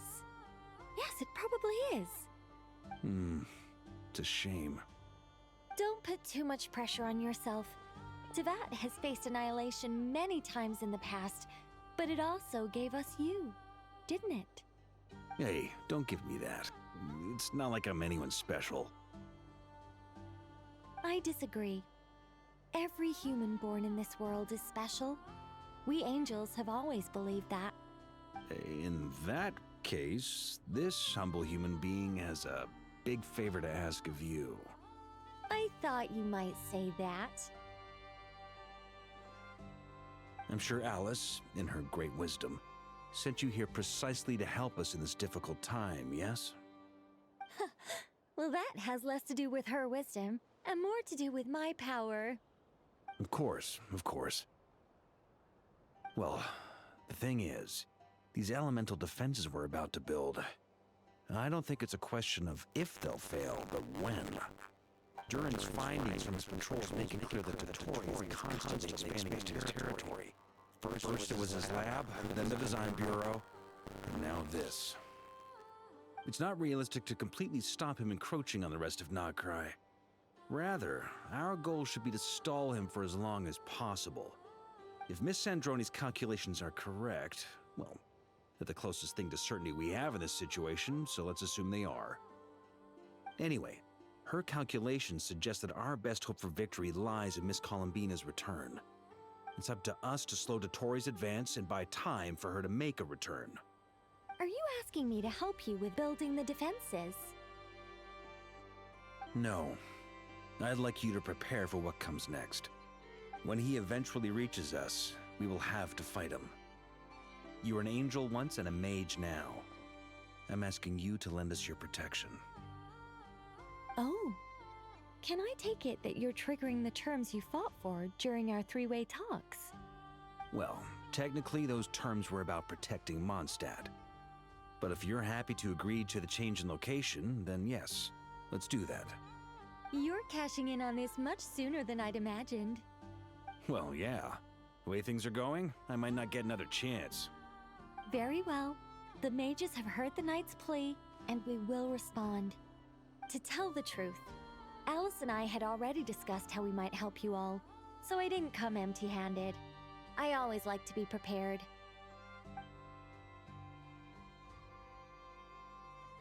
This is... wow. Yeah. This is great. Seriously, thank you. It's been many long years since I had a chance to dazzle humanity with a little divine intervention. To humbly serve as a reliable and responsible guide. Anyway, Knight of Boreas, please accept this gift in recognition of your great virtue. Go now. May the angel's blessing deliver you safely to your destination.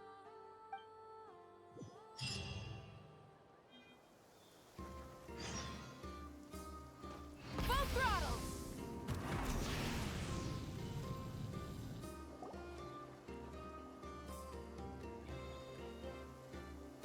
hear here. Sandrone, how are things going? Glad you asked. You two are about to become the first people to lay eyes upon my masterpiece. Or should that be the first person and the first, specter? Hey! Whatever. Come, feast your eyes on this. Wow! We've never seen something like this before!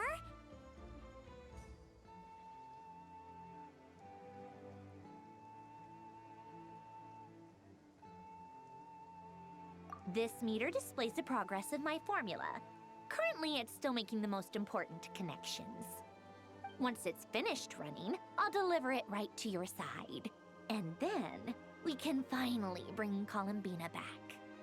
What do you mean, deliver it? Can't you just tell us over the Dodo communication device? It'll just be some numbers, right? Ugh, you're such a greenhorn. This isn't the kind of formula you solve in math class.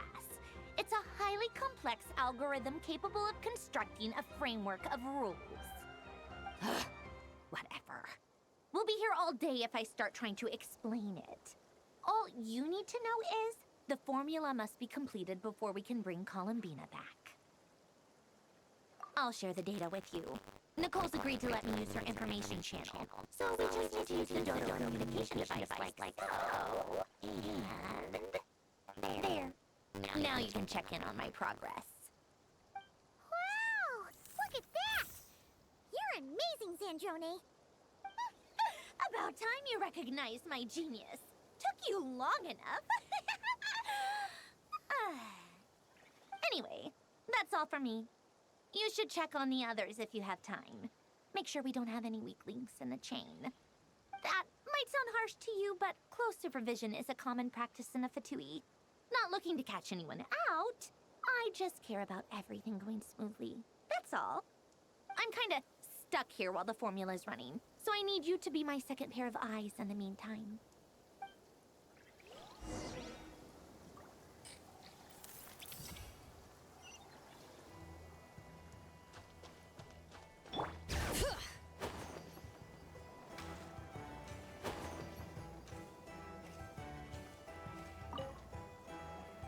Traveler, Paimon, a pleasure to see you both. Flans! How's everything coming along? Fairly well, if I do say so myself. Personally, I am ready to confront Dottore head-on. Ooh, you sound much more serious than usual. To be honest, I am not usually fond of exercising my full strength. For one thing, it's hardly conducive to maintaining a low profile. Besides, I believe one should have the right to choose when to show their hand. I am conserving my strength until the moment of battle is upon us. Anything to boost our chances of victory. Seeing you get into the zone like this really puts Paimon at ease. Huh, Traveler? I consider it an honor to have your trust. Rest well. I look forward to seeing you both in your element during the battle.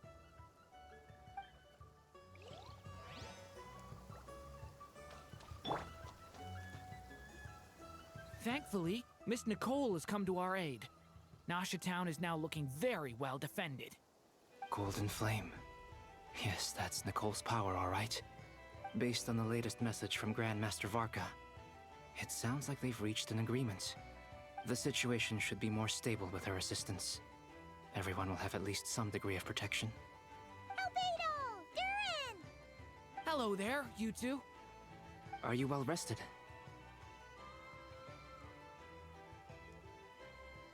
That's good to hear. As per the plan, Albedo and I will be in charge of Nasha Town. As Dottore's energy field expands, it's creeping ever closer in that direction. But we will do our best to hold our position. We fought side by side many times before, and always with great success. I believe this time will be no different. So don't worry about us. Focus on fighting Dottore.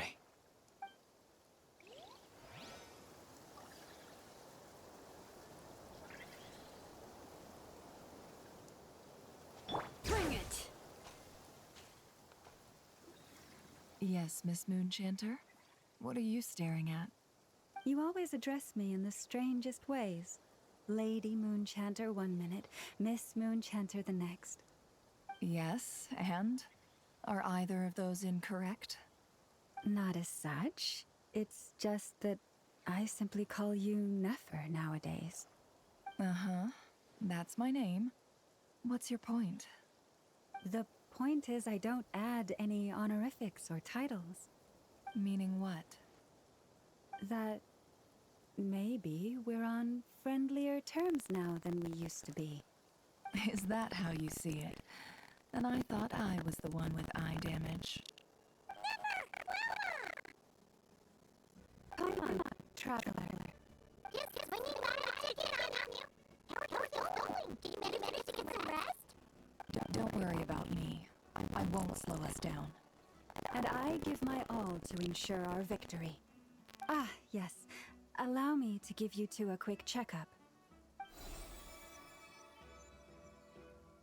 All done. You're both in good shape.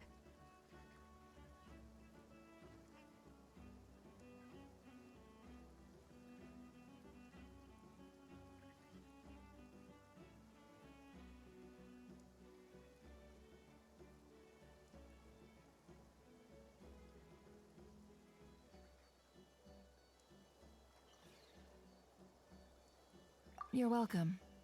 You'll have your work cut out for you in this battle against Dottore, so make sure to get some rest in first.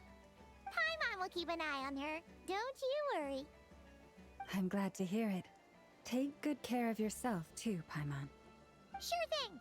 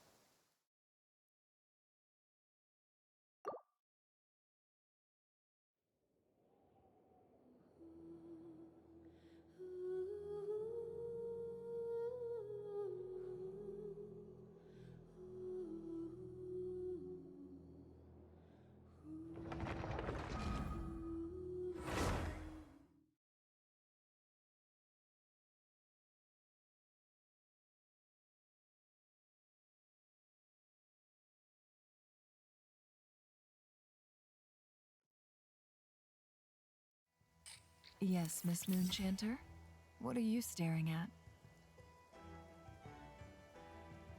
You always address me in the strangest ways.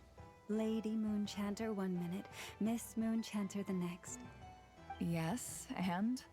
Are either of those incorrect? Not as such.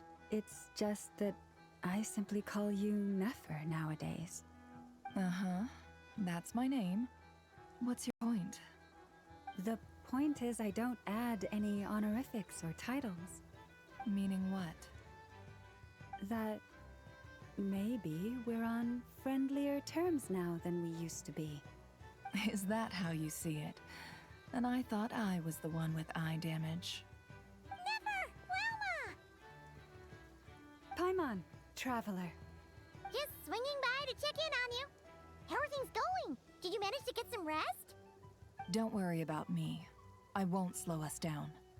And I give my all to ensure our victory. Ah, yes. Allow me to give you two a quick checkup. All done. You're both in good shape.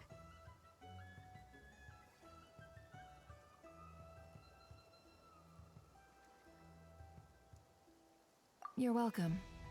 You'll have your work cut out for you in this battle against Dottore, so make sure to get some rest in first. Paimon will keep an eye on her. Don't you worry. I'm glad to hear it. Take good care of yourself, too, Paimon. Sure thing.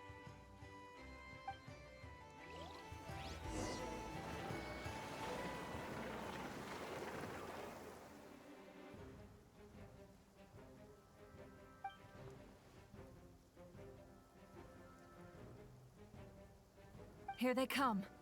That's quite a horde. As we expected. Get ready, everyone. Take your positions and prepare to engage. Let's begin. I'm at the ready.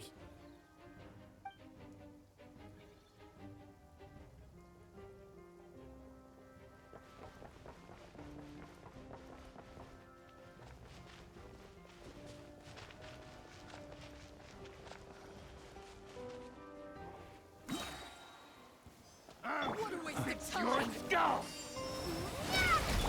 The night cometh.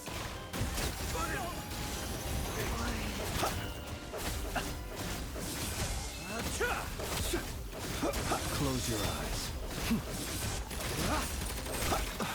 See you at the graveyard.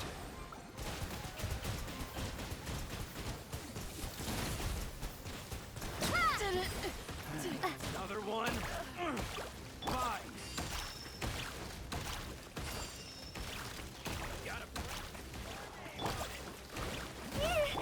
Be silent. You're pretty strong.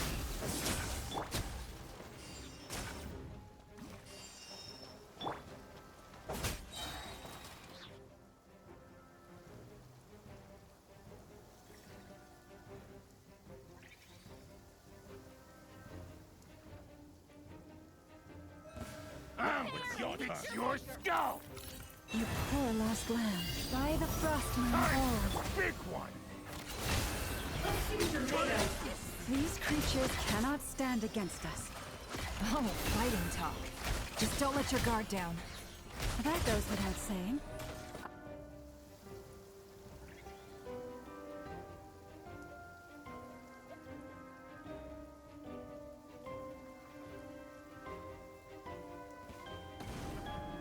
Moment of birth.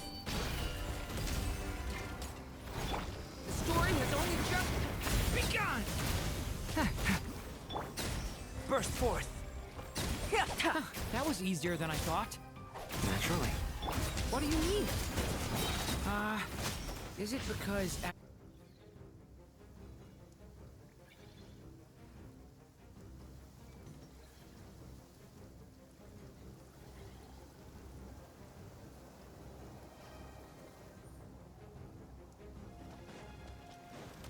Bombs away! With one heart, we pray. Lead. It all adds up. Seek within. People have always used fire to drive away wild beasts. Wouldn't a lantern work just as well? You read my mind, my dear friend. I was just about to say that. All right then, dear friend. Bring the light.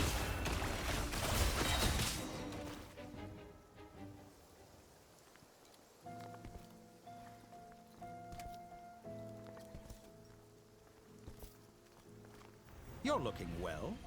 I trust you've had a good couple of days. Dottore. It's actually a good thing, in my view.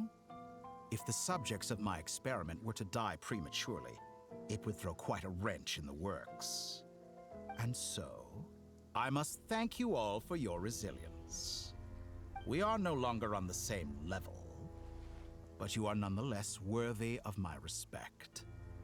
A creator god should be merciful and gracious after all. And in any case, it is only right that before I end your lives, the world is informed of the arrival of their new god.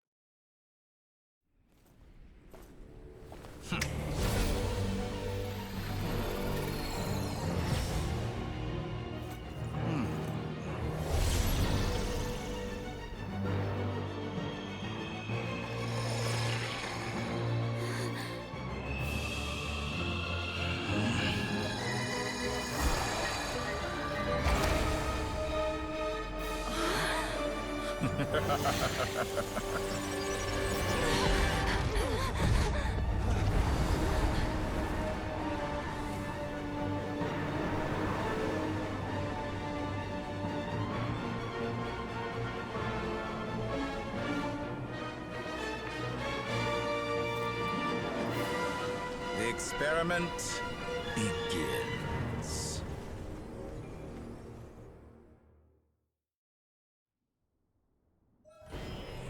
With the marrow of the 3 moons in my hand, behold the false moons fall!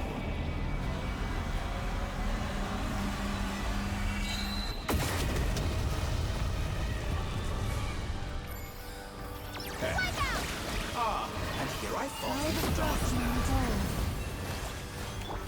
Be shackled! Ends here. The night cometh.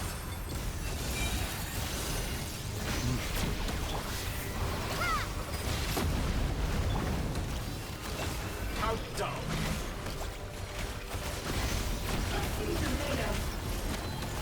Entry bends.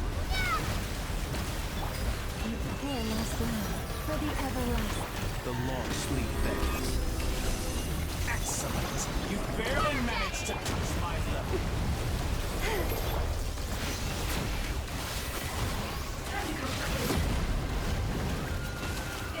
Did you honestly think that would hit me? Good. Keep it up. I'm still focused, like an ant in my palm. Steady now. Oh. I've been moved inside another space. And it's sealed off. Looking at the structure of it, it seems like the Torre intends to trap us here. There's no exit. Our endurance is about to be put to the test. Moon's remnants fall! Water jet! Forest, No more lies. Did you honestly think... That's more like it. Some How unfortunate. The deception ends here. I thought you'd dodge that. with one heart, we play. It all adds up. Excellent. You barely met reverse.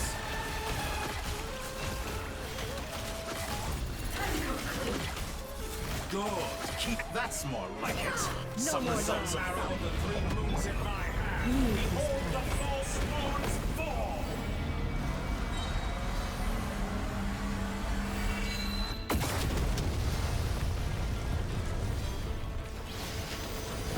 Forest, protect us for the everlasting.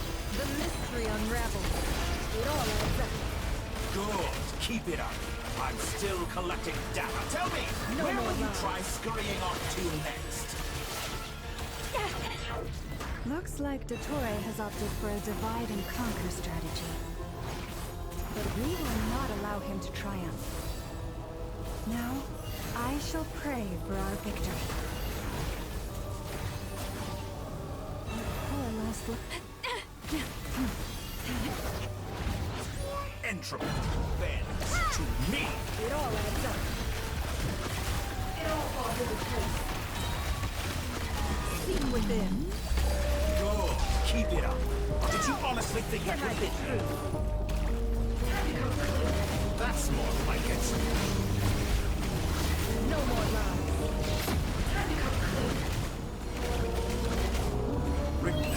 It all adds up. Can't hide the truth. It all falls into place. Excellent. You barely The managed to mystery touch me. unravels. Water jet! Wipe out! No more lies.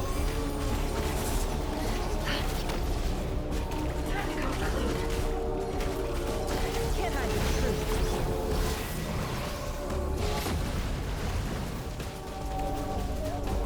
Entropy bends. Water jet! No more lies.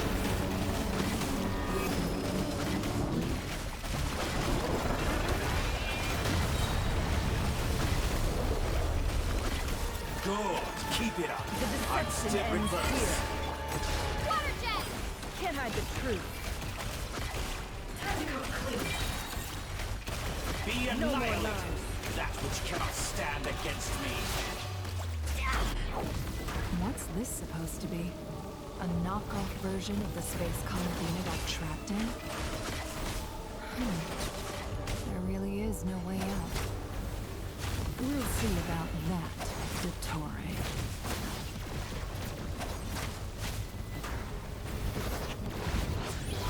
My apologies. I had not intended to take your teammates from you. But you have a choice. Obey, and I can release them. An excellent deal, if you ask me. Won't you consider it?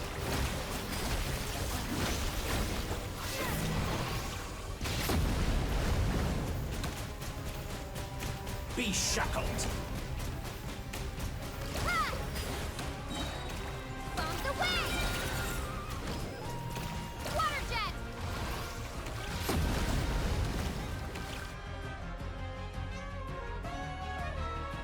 I'm aware you've been working on some little tricks to surprise me with, but it appears that none of them have come to fruition. My guess would be that you're trying to bring Columbina back. But then, where is Sandrone? Or are you trying to buy time for her? I always found their friendship to be a curious phenomenon.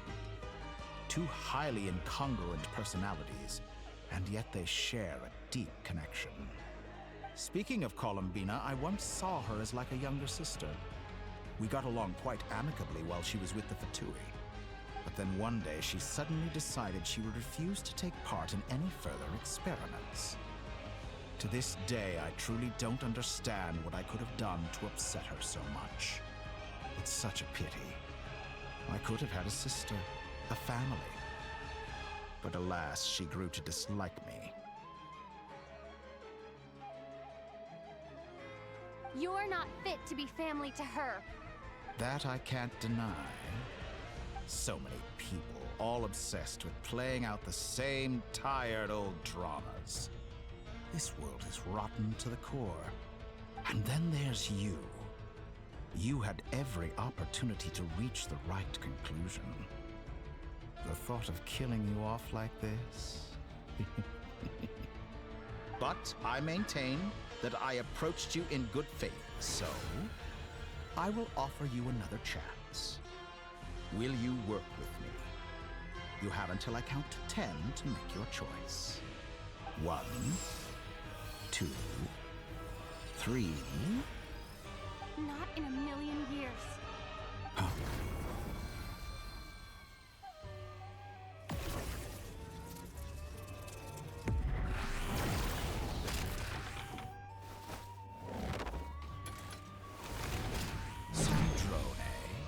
What a pleasant surprise. I didn't think you'd join us all the way up here. You're as sick and twisted as ever. Don't fool yourself into thinking anyone's grateful for the chances you're offering them. Sandrone, the formula hasn't finished running yet. Funnily enough, I was just discussing a collaboration opportunity with the Traveler, and then I see you, who I must say is a good example of an opportunity gone to waste. Gone to waste? I said that everyone would get one chance, and you've used yours to march right back into the lion's den. So yes, it's an utterly wasted opportunity. And what makes you think I believe a word that comes out of your mouth? I was planning on disposing of your little formula after wrapping up more urgent business here. But since you've taken the trouble of serving it to me on a silver platter, I can simply bring it forward in the schedule.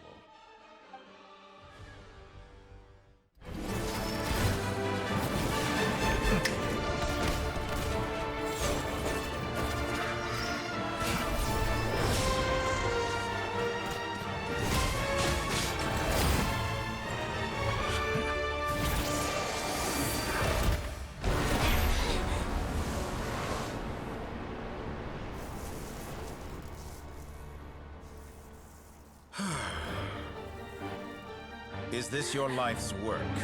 This piece of trash?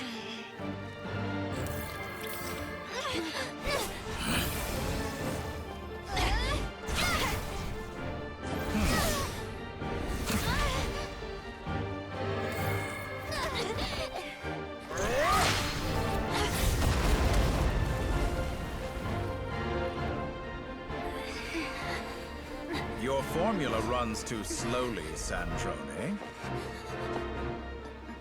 You put your hope for success on others instead of fighting dirty.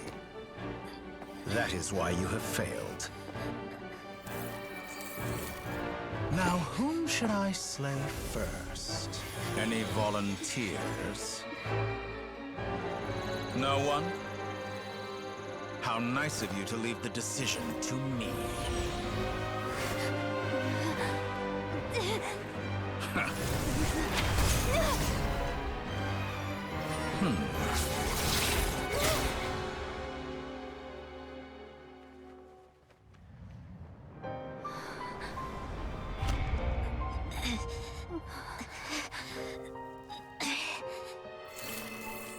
Oh, how unexpected. Sandrone, any last words for me, comrade?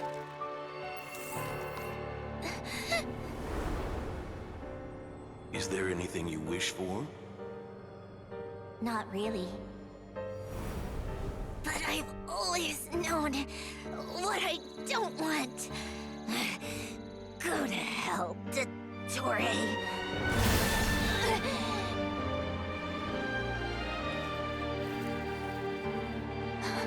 No!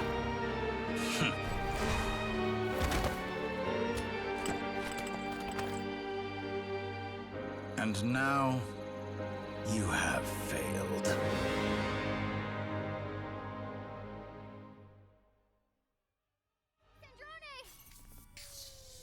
Now you see how fragile mechanical contraptions are. Just a gentle tap, and they fall to pieces. However keen of an inventor Sandrone may have been, her death spells the end of the formula that was running inside her body. Of course, I have to commend her for making it this far. As her colleague, I have to admire her stubborn tenacity. Now, it is time for you to take your place by my side. My count was interrupted, but the second chance I extended to you still stands. Once again, you are welcome to join me.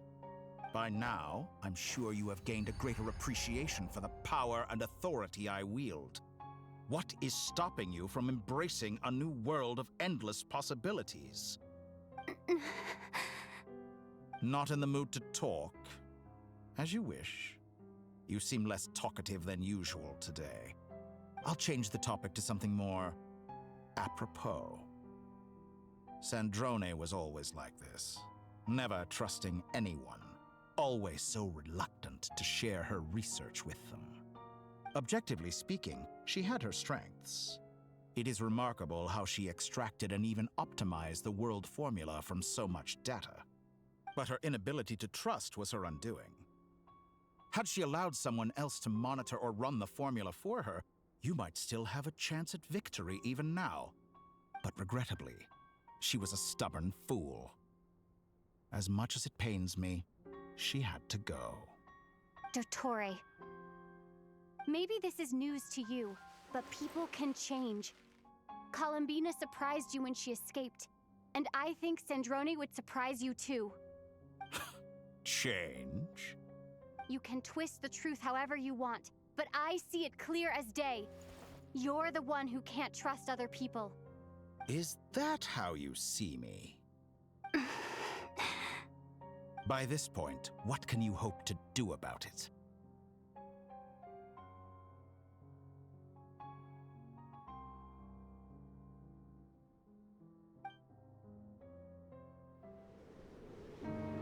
It is pointless to fight on. You've already lost. Wrong. You can't win this, Dottore.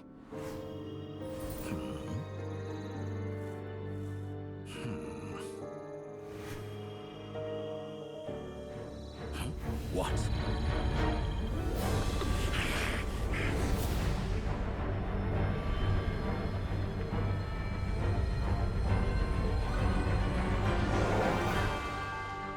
My formula can get us 90% of the way. It will connect you to Columbina. Then, I will bring the formula's output to the Traveler's side. For the last 10%, do whatever it takes. Just bring the moon down.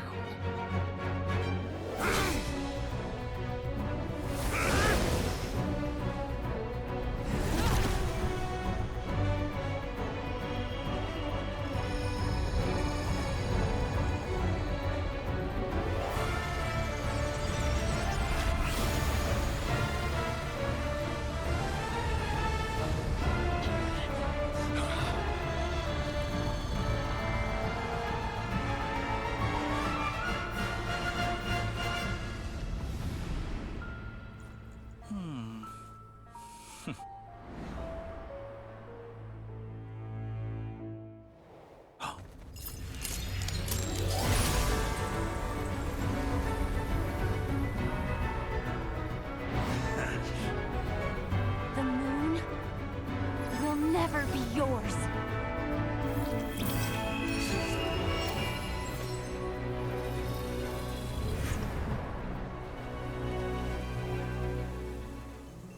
I turn my body into moonlight and pour it over Nod Krye. My soul I leave here to inform my future friends. Lastly, I will hide the Trilune Authority within the Frost Moon. And when my body, soul, and authority are reunited, finally...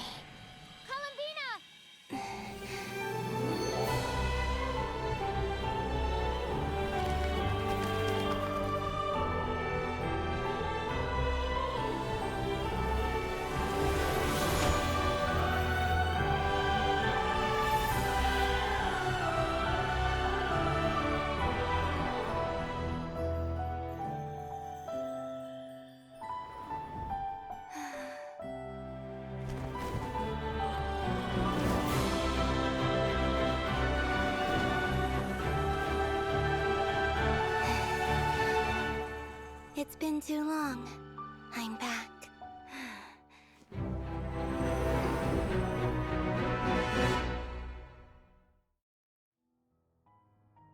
Stay focused on the battle, Traveler. What a touching reunion. Though I personally find myself repulsed by the sight of weaklings huddled together for war. Now, quite finished patting yourselves on the back. Show me how long you can strike before you drown. Watch out, Columbina! He can manipulate space itself! No. Wait for the right moment. We'll strike together. Moon's remnants fall! Water jet! Bombs away! Go! Entropy!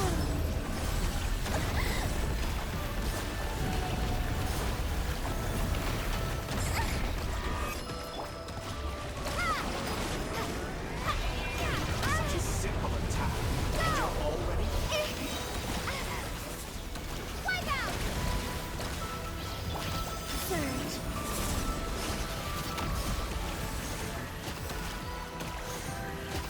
You cannot face me.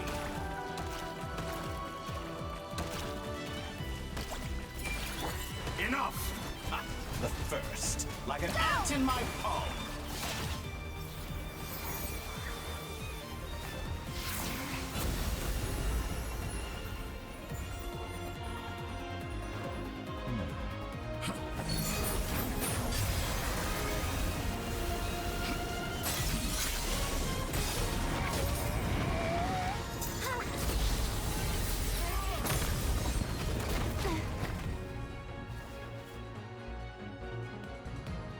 I grant you the new moon's blessing. The new moon shines upon you. I am... It's over, Dottore!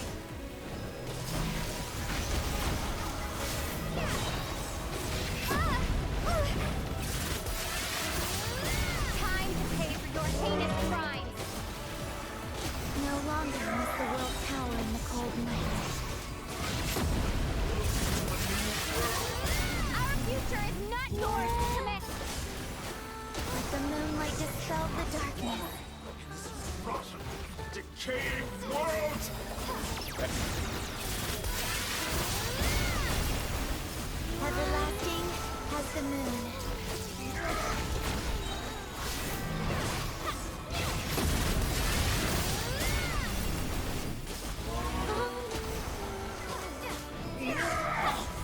So close. I was so close to...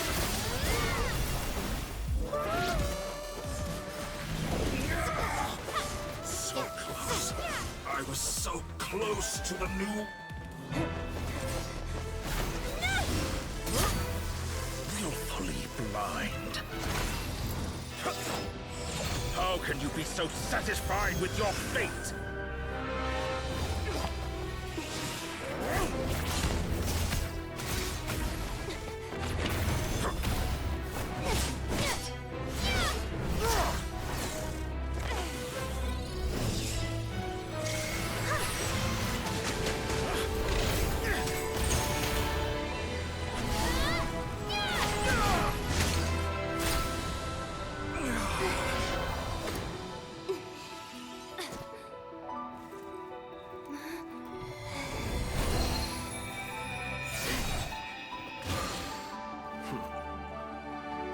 This battle was never about fate.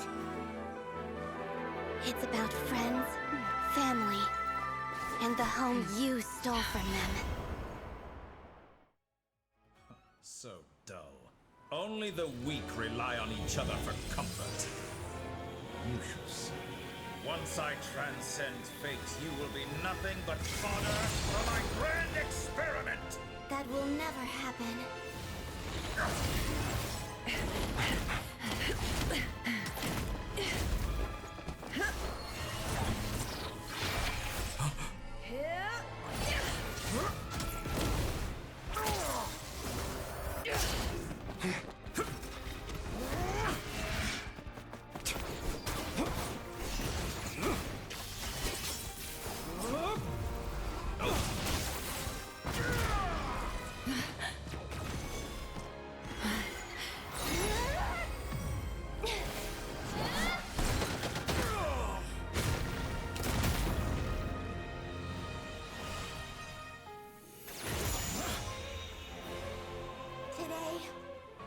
The moon lights up this world once more!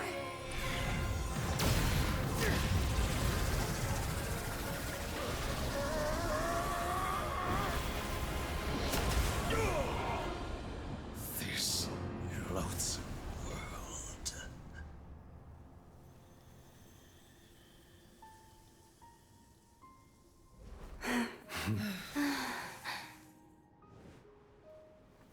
No. This world is our home.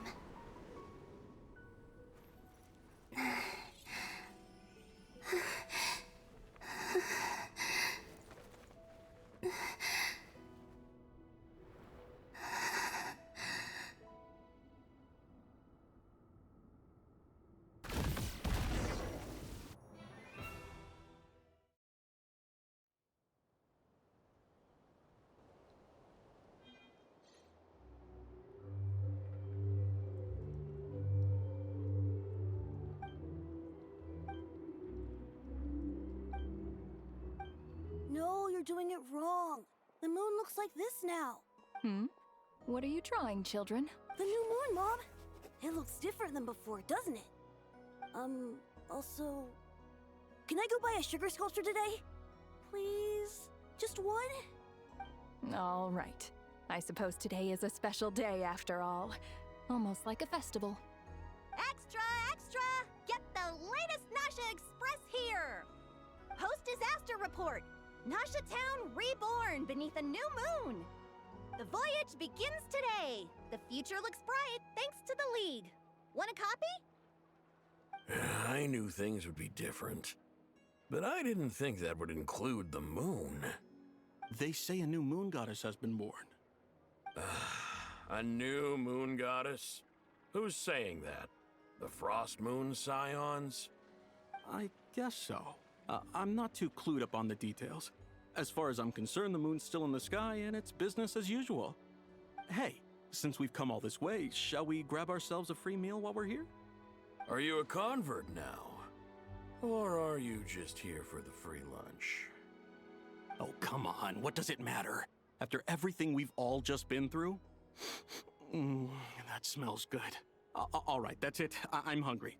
Time to eat. Come on! We gotta get there early, or there won't be any good spots left! Shh, keep it down. This is a residential area. What if people are still sleeping?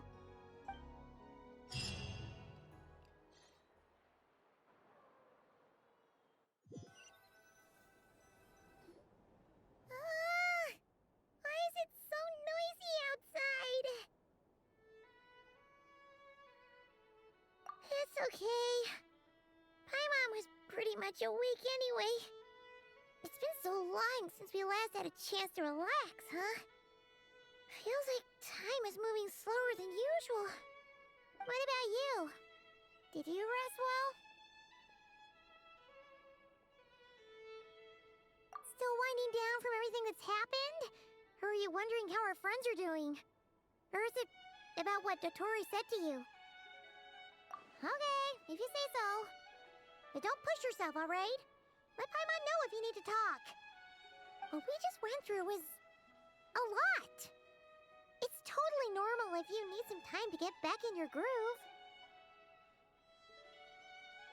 Luanatar disappeared after Columbina came back. Apparently, she was part of Columbina's soul or something. Still, Paimon kind of misses Luanatar somehow. But anyway, you did great. So did Paimon. We all worked our butts off to contain this disaster, and in the end, we made it. So, chin up, Traveler. You should be proud of yourself. Hey, don't poke fun. You should be glad that Paimon's growing as a person.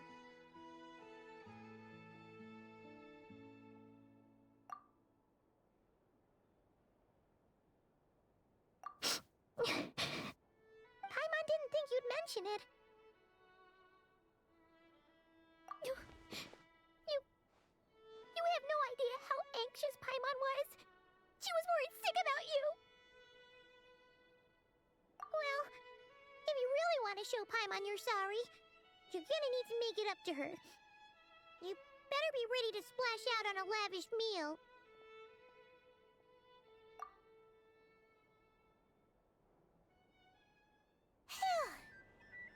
Okay. Paimon's full now.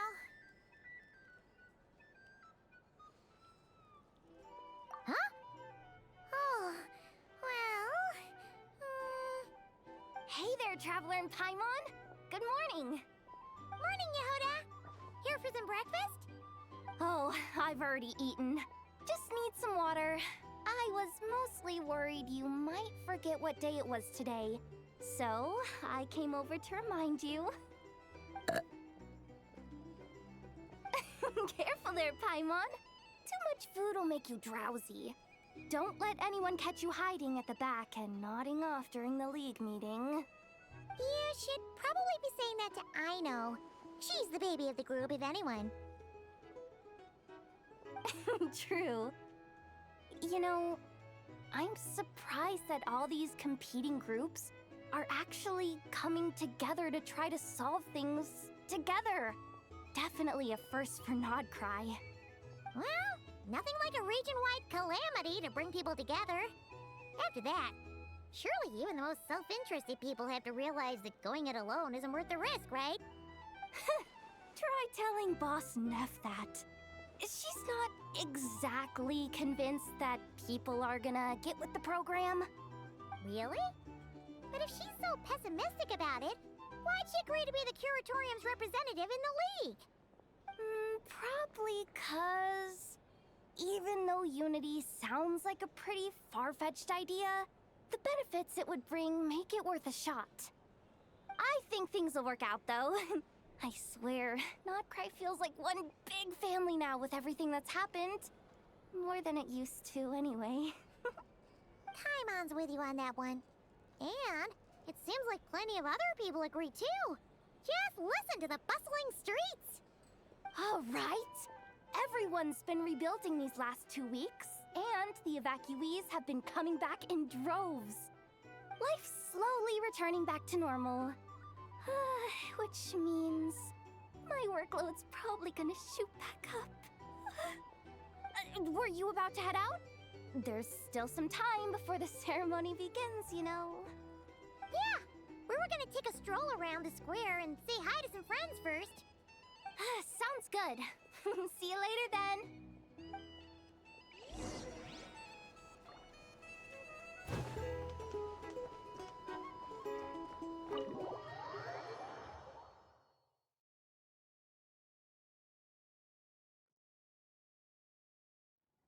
Please accept today's boon. Have a nice day. Are Paimon's eyes deceiving her? Or is that Inefa handing out food for the Frost Moon Scions? Hello there. Would you like a feast of the moon, along with some snacks of the day? So, what's new, Inefa? It was only a few days ago when we last saw you, but it looks like you've joined the Frost Moon Scions in that time. And I know too? What are you talking about, Paimon? We're just here to help, duh. In the wake of the disaster, it's all hands on deck. We responded to Lama's request for support. At times like these, the smallest good deed can inspire others and help them through the hard days ahead. And we're using eggs and heating tubes to make that a reality, in true Kromkake craft shop style! Enough! Did you hear that? The Traveler said I did good. The Traveler! That's because it's true, I know. Proposal. If you can resist eating today's dessert, I will provide you with compliments, too. No way! Well, that proposal got shot down quickly. I need something to get me through the hard times too, you know. Mom! Yes, dear. Go right ahead. Excuse me. Could I take a photo with the robot lady? She helped us get safely out of Nod Krае, and she helped us get back home too. She's the best. Of course she is. And since I'm the whiz kid who built her, that makes me even better than best, right? But you stole my snacks though. Oops. Shall we move to the open space near the center? The view there is better. Thank you! Aren't you the better pick for this job, Flint's? You underestimate yourself yet again, Master Ilua. Not at all. I rarely come by Nasha Town. I don't know any of the big shots here. All in good time. Socializing is a step-by-step journey. But you're much further ahead on that road, aren't you? You're not seeing the full picture. You know the truth now. My friends do not understand my habits. There is no question about it. The Lightkeepers need a representative in the League. Someone who is upright, cares about other people, and can realize their self-worth through group action. You say it like you wouldn't make the cut. I am most flattered that you think I would. Sigh a little less, Master Ilua, and have more faith in yourself.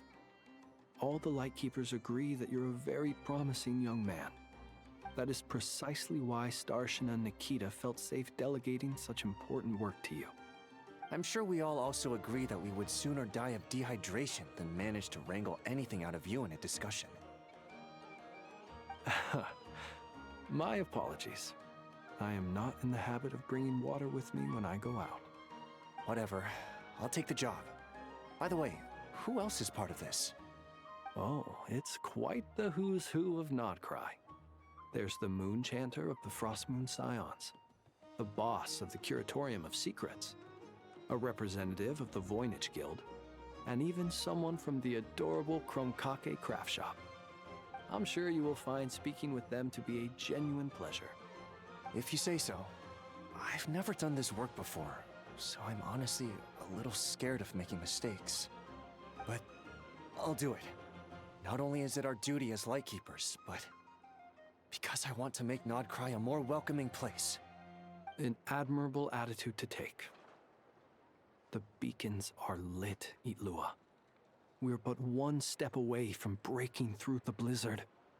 We have the chance to band together and build our shared homeland into an Elysium. This is unprecedented for Nod Krye. An opportunity not to be missed. Yeah. You're right. I'll do my best. Quite a few familiar faces have arrived. Let's go, shall we?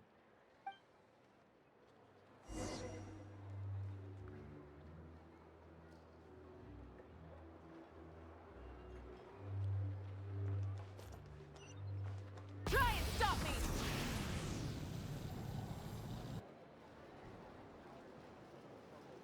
Wow! Everyone's here! You seem well rested. I know no one's asked, but I'm sure you all want to know, so let me just say, we're doing great. Thanks. Well, great, but not perfect. Starting to lose my mind from boredom. Can't drink a drop of alcohol while I'm waiting for my wounds to heal. I'm sure you had a sneaky swig or two. Wait, how'd you find out? I'm sure you must be missing Mondstadt after all these years away, Grandmaster. Yeah, you could say that again. Every time I get news from Mondstadt, it makes me want to go back and see the place for myself. Honestly, once things are wrapped up here, I think it'll be time to head back home. Hey, looks like someone's taking the stage. Can everyone see okay? Anyone need a boost? I'll just listen from the back. It's fine. You're taking this pretty seriously, huh, Durin? Well, it's not every day that I get the chance to see how people speak in official settings. Soak it up like a sponge. I'll make sure you get a chance to practice for yourself later down the line. Actually, I know just the thing. You can debrief the Knights of Favonius for me. Mr. Varka, are you forgetting that I'm not a Knight of Favonius? I can knight you. Any particular title you'd like? Is he joking? I really can't tell. You'll have to figure this one out for yourself. It'll be a good learning experience. It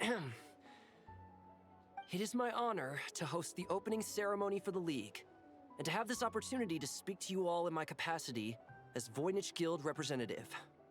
Could this person also have been pushed onto the big stage by the real big shots? Guess I'm not the only one then. We come here today, having weathered the trials and hardships of yesterday, and having learned from them the importance of unity and cooperation. All right, here we go. Uh-oh, looks like Aino's off in Dreamland already. Wait, Boss is looking kinda drowsy too. What's up with her? Come on, get this speech over with already. Nod Krye is our home, the land we rely on for survival. And as we chart a course for the future, may we persevere through the storms ahead as we sail towards a new era of prosperity, freedom, and hope.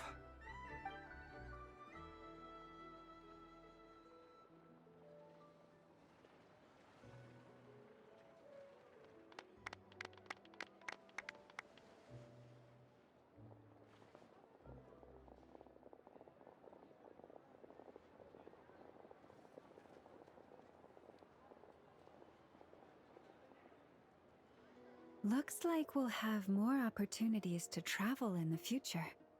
I'm sure you'll cope, Lady Moonchanter, given how fleet of foot you are. Unfortunately, I suspect I'll be too busy at the Curatorium to act as your host. We have a busy schedule, not to mention an international network of contacts to manage. That'll be all right. I'll just check your schedule with Yehoda well in advance. And if she's not available, I can simply ask Ashru. You... So giving my employees extra workload isn't enough for you? You're really going to drag my cat into this too? I thought you'd approve. Aren't you forever increasing your employees' workloads? That's a bold statement. Are all the Frost Moon Scions feeling more audacious now that your moon goddess has returned? Columbina's return has brought joy to all who care about her. That includes both you and me. As for the Frost Moon Scions, we are learning how to thrive independently, without relying on the moon goddess. It is up to us to make our home a more livable place. Joining the League is one of the steps we are trying towards that end. I like the word try. It's nice and non-committal. You can opt out at any time and still say you tried. You don't see a bright future for the Frost Moon Scions? Or did you mean the League? I'm just not as optimistic as you. The Frost Moon Scions should count themselves lucky that they have a leader as stubborn and enterprising as you. But Nod Crae's a big place, with all kinds of people. Most of them don't enjoy answering to a leader, or even listening to reason. Well, that's where you and your methods come in. Unless the Curatorium of Secrets is only here for appearances. For now, yes. And that won't change until this venture becomes worth my while. What would make it worth your while? Getting out more than I put in. Right now, I'd barely break even, but I'll grant that it's a good start for Nod Krye. Then maybe it's worth a try. All right, you can stop now. Or do I have to join the Frost Moon Scions before you'll get off my back? You'd be very welcome to join us. Hey, you two! Congrats on all your hard work! What are you chatting about? Nefer was trying to dissuade me from adding to her employees' workload. Also, she's considering joining the Frost Moon Scions. Sorry, what? Your conversations are always the most interesting.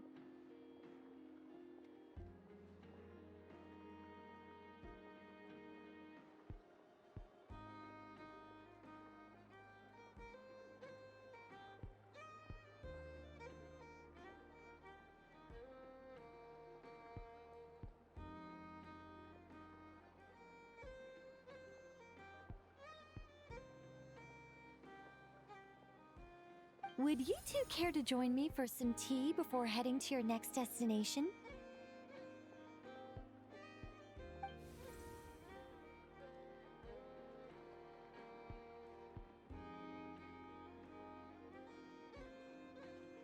Nicole? Wait, where are you? Aren't you gonna show up today? Sadly not. I'm otherwise occupied right now. I'm sorry, Paimon. I can hear how disappointed you are. If it's any consolation, let me say that how things appear on the surface is a far cry from what they are at their core. Perhaps you'll feel better if you focus on the fact you have a special line of communication with the great mage herself. Okay? Has something happened? No, or not yet, anyway. Well, that's not ominous at all.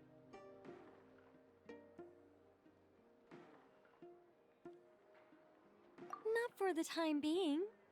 Just think of this as a general check-in to make sure this communication system is still running smoothly. Besides, it's good to chat once in a while if we want to maintain our friendship. You could have just said so. Paimon got all worked up for nothing. Still, the best friendships are built through face-to-face interaction, you know. It's never gonna stop being weird having tea with you when you're not there and just talking to thin air. All right, fair point. I'll bear that in mind for next time.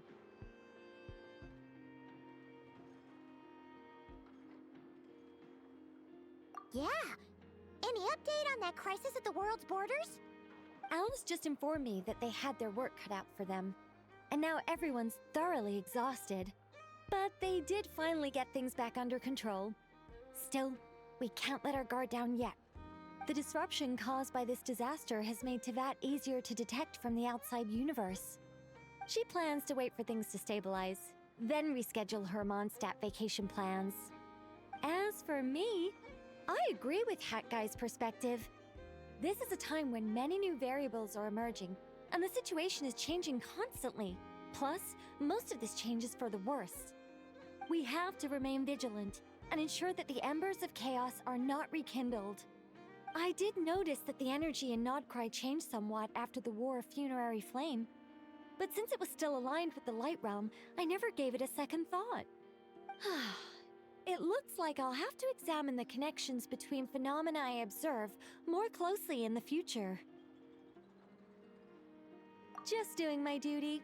It's more or less second nature by now. Of course. To give you the full picture, I'd have to start with the substance from which angels were formed. Never mind. Paimon's right. Showing off my knowledge would be much more satisfying in person. By the way, you did receive the gifts from the Hexen Circle, yes? I'm not trying to claim credit or anything, but my pride demands that I at least mention it. They're quite similar to the protective talisman that Alice gave Dory, but with some very special enhancements. Oh! So that's what kept our friends safe when Dotori trapped them. Indeed. We went to great lengths to make sure they were invisible to his eyes. I'm so happy they came in handy. Still, not fishing for gratitude, by the way. I just want you to be aware that sometimes your friends may be protecting you in ways you cannot perceive. Anyway, I'll contact you if anything else crops up. If not, you know what they say, no news is good news. Oh, my angelic instincts are tingling. They say you should head to the docks next. Your friends are about to board their ship home.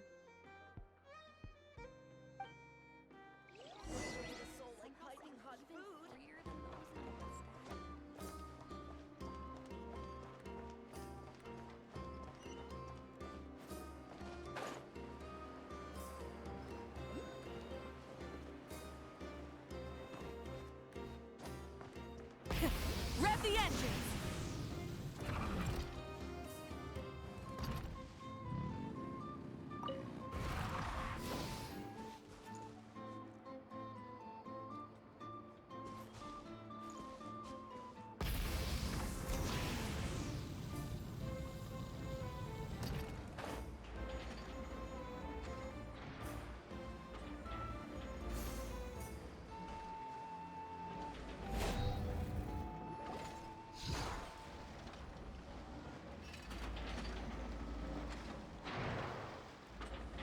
You're here.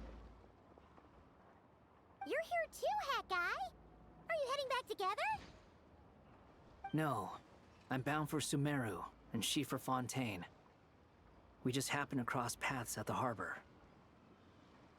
Everything seems fine. Sandrone may have an abominable temper, but she's always been very responsible with important calculations, and things entrusted to her by valued friends. You always speak as if you know us inside out, Mr. Hat Guy. Maybe I'm just a good judge of character. I certainly hope that's all there is to it. Regardless, you have been a significant help in this matter. For that, you have my gratitude. I didn't do anything special. Sandrone's the one who completed a seemingly impossible formula and turned the tide of the entire battle, even giving her life in the process. She's the one we should be thanking. Even we were unaware that Sandrone had hidden the real formula inside Polonia's body. She managed to fool Dottore into thinking the formula was running in her system by installing an identical-looking decoy within her. She probably realized that she didn't have the strength to stop Dottore. But this way, she could at least get him to lower his guard. She always worked like that. Always had a backup plan. Well, that's why I'm traveling to Fontaine. She made a request of me long ago, and the time has come to fulfill it. Think of it as her will. She said that should she ever fail in a mission, she'd like me to deliver her core and Polonia's to the Fontaine Research Institute. She also mentioned that she had made arrangements for people there to set her affairs in order. Some of her personal effects, such as her notes, were left to me. I've decided to take them back to the House of the Hearth, for safekeeping primarily, but also as mementos, I suppose. However, there is one book among them that I'd like to leave in your care. I'll have someone deliver it to your residence at the flagship at a later date. No, I was specifically warned not to tell her. This is her last wish, and I will abide by it. I can only hope so, but none of us here can know for certain. I bade farewell to Columbina earlier today. As promised, she turned the iridescent moon's marrow over to me. She spent a long time with Sandrone's body, saying her goodbyes. Oh, is she alright? Sandrone's passing has left a great wound in all of our hearts. It will take time to heal, but Columbina surprised me. She offered me some words of comfort before I departed.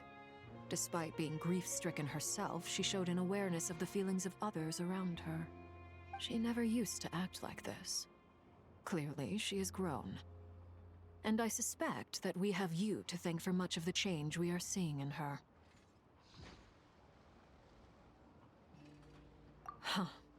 After these recent events, the Tsaritsa has revoked the Pale Star Edict. Snezhnaya now realizes that the arrest warrant for Columbina was just a ploy by Dottore, who coveted her powers. I shall return to Nod Krye to see her as soon as I find the time. I hope that from now on, she too will explore more of the world. Columbina Hyposelenia's journey is only beginning. My ship is here. Traveler, Paimon, we shall meet again. You too, Hat Guy. What are you still bumming around for? Isn't Columbina waiting for you? I thought today was the day you'd agree with her to go find out the truth about your sibling. You're afraid you won't like the truth when you see it. Well, this is new. I was starting to think that nothing could scare you. Don't say that! Wouldn't you be if you were in this situation? Fair point. But I'd say I have more experience facing up to unpleasant truths than the Traveler. They say blood's thicker than water. I know how much you need your family back. More than you need any of your friends. And I'm sure that all your real friends understand that too. No matter what the truth turns out to be, they will stick by you and support you, whatever decision you make. Finding the truth is important. But more important still is what you choose to do once you've found it. At least, that's the life lesson I've learned from my experience, grappling with the truth. What? Now that Dottore's dead and gone? A little, I guess. But it hasn't solved everything. Maybe I regret not getting to end his life with my own hands. Or maybe it's something else. But for whatever reason, I still feel like I have a chip on my shoulder. Either way, I'm going back to Sumeru. Lesser Lord Kusanali is gonna need help dealing with all the chaos Dottore left in his wake. Not just from this incident, but everything he did in the past, too. You should continue with your journey, as you've always done. Who knows? Maybe we'll meet again someplace else. So, what should we do now? If you want to explore a bit more to steady those nerves, Paimon's game! After all, when Columbina said she knew where your ship was hidden, Paimon promised to give you two some alone time with the truth. It hasn't been all that long since we were last apart, sure, but with Columbina there, Paimon's sure things will be just dandy.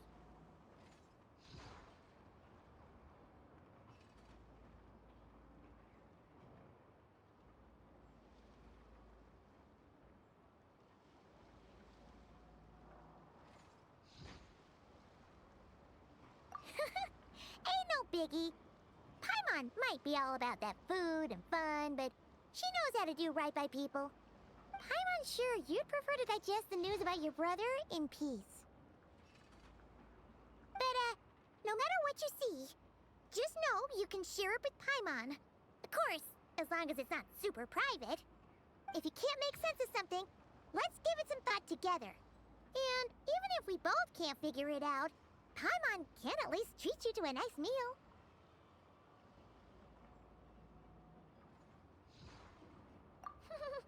Glad to hear it.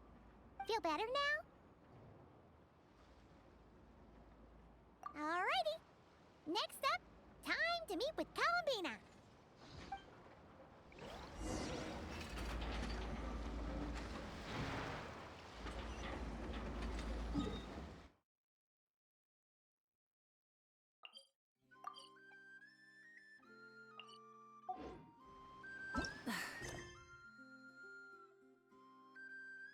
Instead of...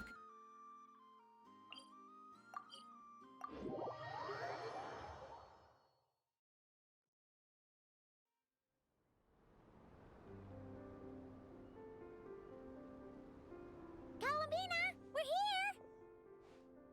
Can't quite believe we're meeting out here. We've gotten used to walking over to Silver Moon Hall whenever we go see you. Well, you're still welcome to go there whenever you want to see me. It's just, now that it's all over, I've decided to make some changes. Try and fit in with the Frost Moon Scions, like Llama suggested.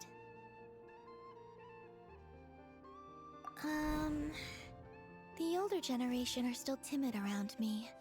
They don't dare get too close, and they bow their heads when I walk by.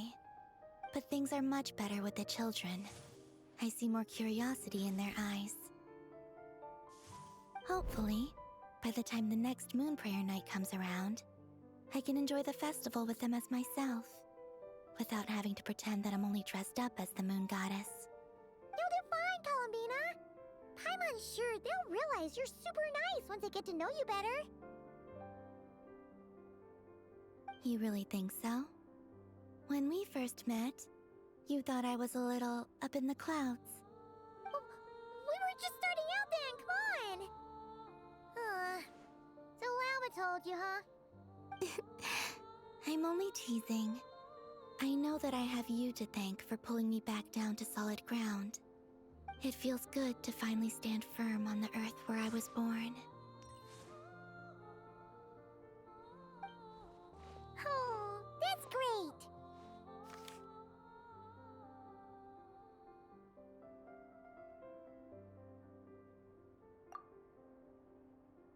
Thank you. I'll make sure not to lose it this time. Well then, are you ready? Ether, what happened to our spaceship back then? Why did you leave? It's time to learn the truth at last. I'm ready as I'll ever be. Good. Then let me open the way for you.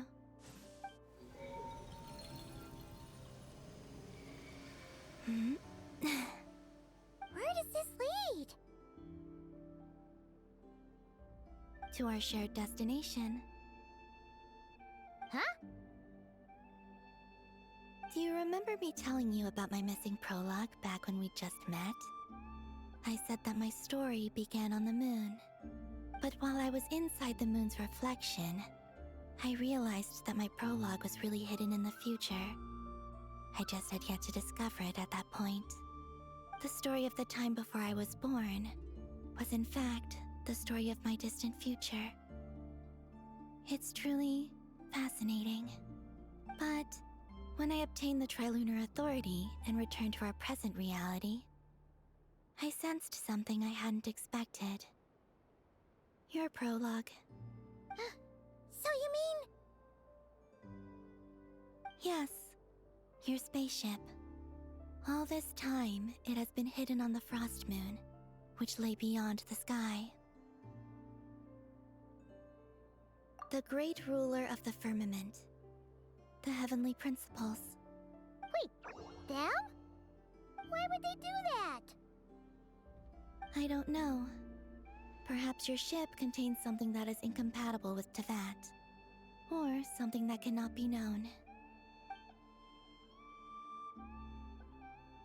Oh, did I pick a bad time to say this? I know it must have been hard to work up the courage to do this. Maybe I should have waited until you were on the moon, with no chance to back out. That would've been kinda mean, you know.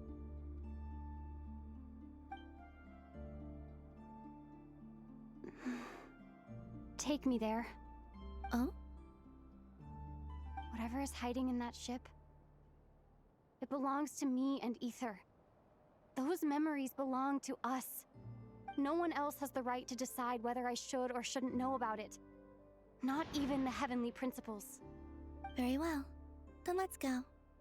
You two take care, alright? And don't forget to come back soon! Rest assured, Paimon. We will. Traveler, after you. Thinking about the story that we'll find hidden on the moon? Yes. And hoping that it has a happy ending. Stories like that don't exist, you know? You don't believe in happy endings? I don't believe in endings.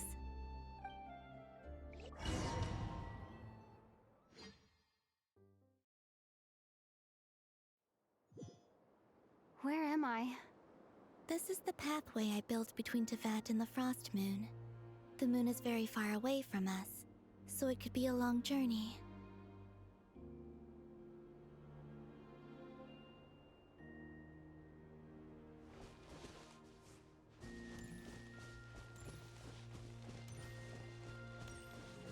After I obtained the Trilunar Authority, I unwittingly saw past events from many of my friends' lives.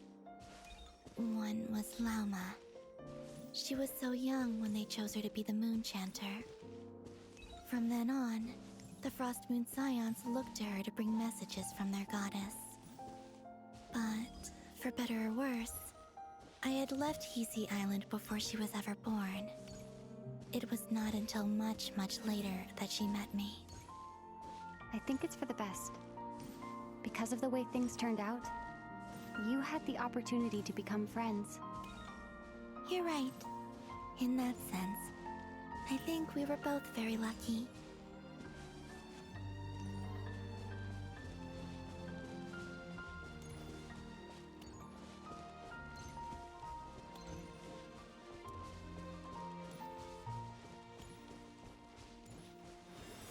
Oh, and about that mage, Nicole.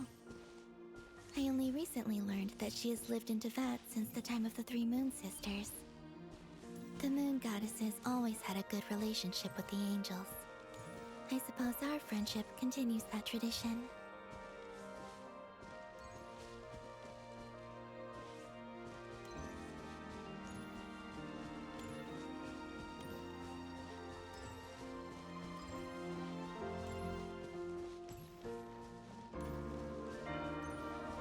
And then, there's Sandrone. I never knew that much about her, beyond the fact that she was created by someone called the Lord Artificer. She, too, suffered for a long time before joining the Fatui.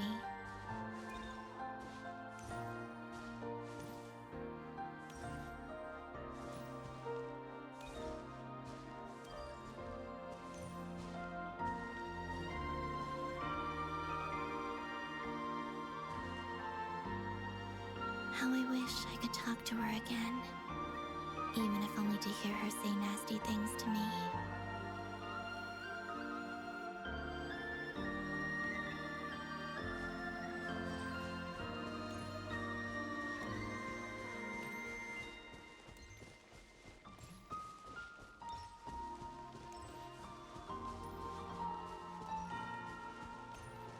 Also, I saw your sibling's story.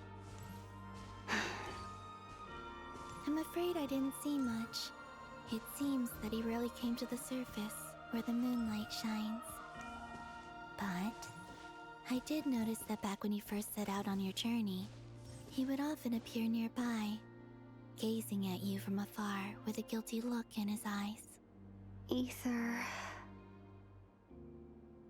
Let us speak no more of the past. I probably shouldn't reveal so much about my friends. It's not my place. Let the moonlight carry us forth. We are very close now.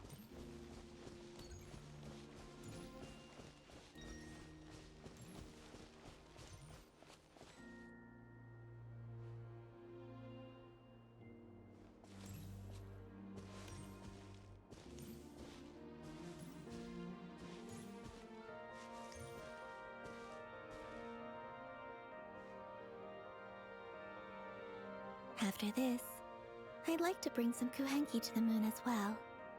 If they're willing, of course. What about your other friends? Will you bring them to visit too? Certainly. But I'll need to tidy the place up first. This home hasn't received any guests in a long, long time.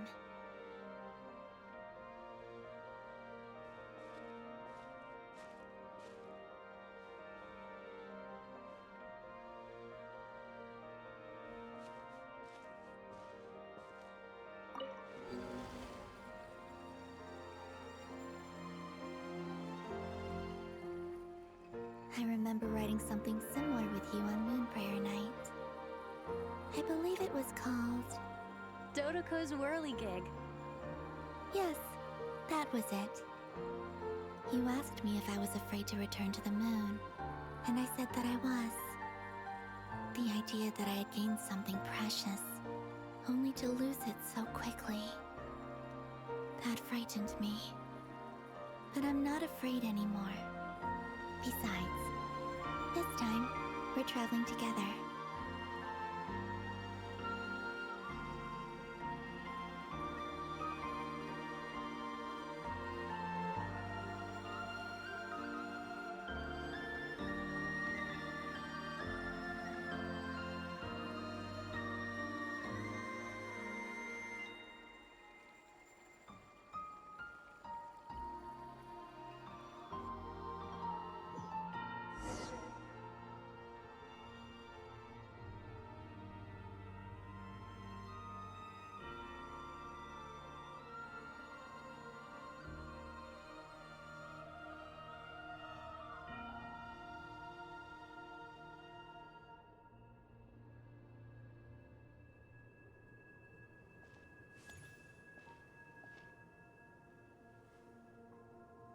We're here.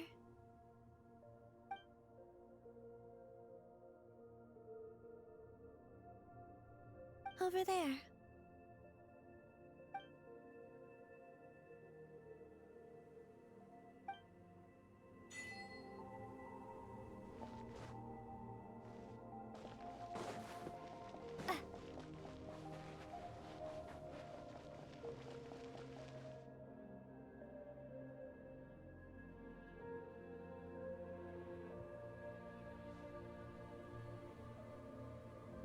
Our spaceship. It's huge. I suppose that the moon is the only place one could hide it. It'll be all right. Huh? The way you feel in this moment, I went through it too, on Moon Prayer Night. The door was right in front of me, but I struggled to find the courage to step through. Solitude for me once meant living a life in which even I was absent. Before I met you, that was the only life I knew. But that night, solitude meant throwing away the life I had gained after meeting all of you. Columbina. Go. Retrieve the part of your life that was once lost. Trust me, you will lose nothing by doing so. Look, Tavad is right there. All of our friends are down there, waiting for us. You're right. Thanks, Columbina.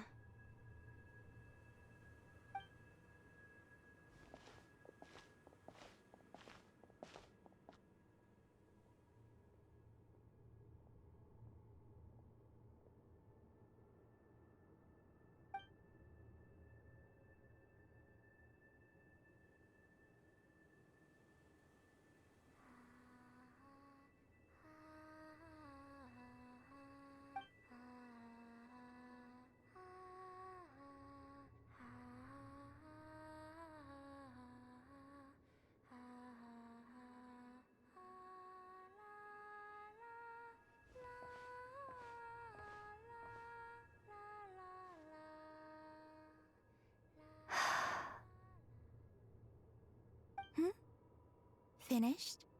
Yeah. Why did you take your eye mask off? Well, since my return, I've decided to take more opportunities to see the world with my own eyes. Besides, I've always wondered how Tevat looks from the moon. And what do you think? It's beautiful. I could spend a whole day here just gazing at it. What about you? What do you think of the truth you found? I haven't looked at another person's expression in a long time, but I think yours is saying it was neither good nor bad.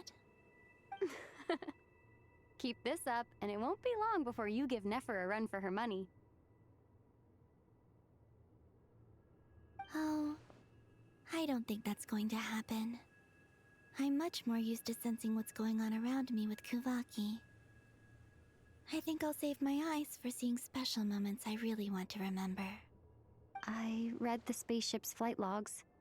I always assumed that this was my first time in Tevat. I thought that Ether and I must have been hibernating in space for centuries on end. But the logs show that our spaceship flew over the skies of Tevat once before. A long, long time ago. Flew over? So you didn't land? No. The ship barely came to a stop before flying on again. After that, it continued traveling through space for a long time. Some of the data is corrupted, but I suspect that it kept flying for thousands of years. It was only after that that the ship made a forced landing in Nod Krае. When Ether found me, he came from outside the ship. Could this mean that he left the ship long before I did? Maybe even during our first pass over Tevat? Are you alright? Yes. I can feel that the truth is coming together, one small piece at a time. I remember Ether telling me that when he first arrived in Conria, he could not recall the past. So this might be something that even he doesn't know. Here, I made some space for you. Your mind must be racing, and this seems like the perfect place to relax and clear your head. Oh, wait, there's one more thing. What is it? Wait here a moment.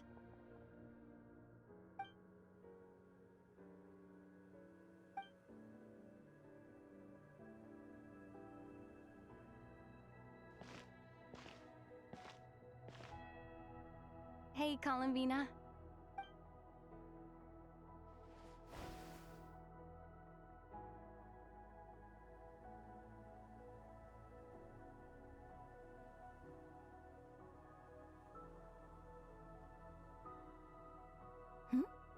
Is that a new outfit?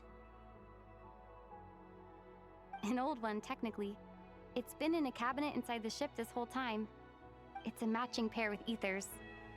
He always liked this set more. Huh. I don't think there's a huge difference. Really? Yes. It's still the same you. You're the same person, no matter what clothes you wear. Only Columbina would make an observation like that. Traveler, do you consider Tevat your home? Home is wherever Ether is. But then, after all the time I've spent here and everything I've been through, yes, I'd say it's my home. Would you change your answer if Tevat changed appearance? I mean, if the truth about Tevat turned out to be different than what you thought. I don't know. But I don't think so. The truth is not what matters most to me about Tevat.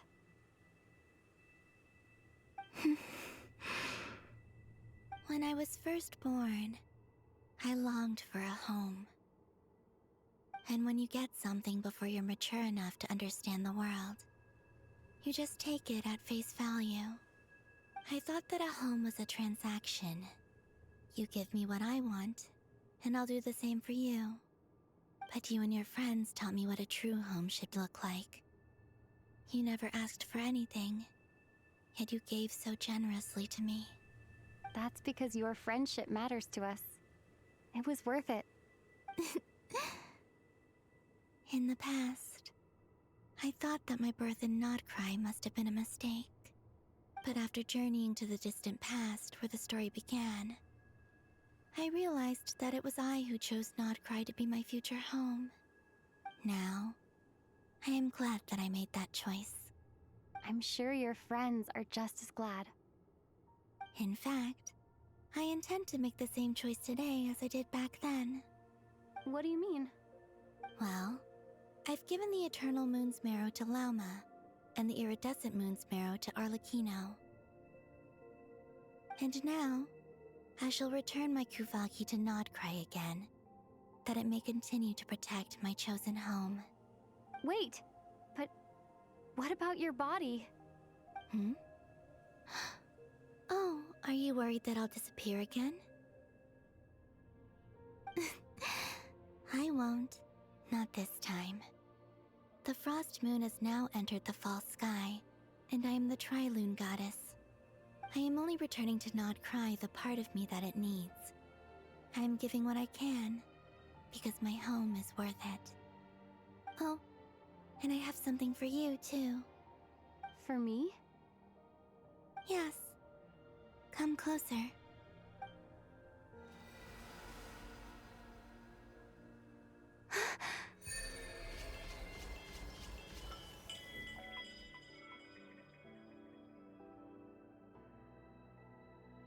What was that? I lifted some of the restrictions this world placed on you. I trust this will help in your future adventures. My power. It feels like it's grown. I can use the elements more freely now. Thank you. This will be a great help. You're welcome. I see you as family, and after everything you've done for me, In fact, no. It's not because I owe you. It's because you're worth it. Here, this flower is for you.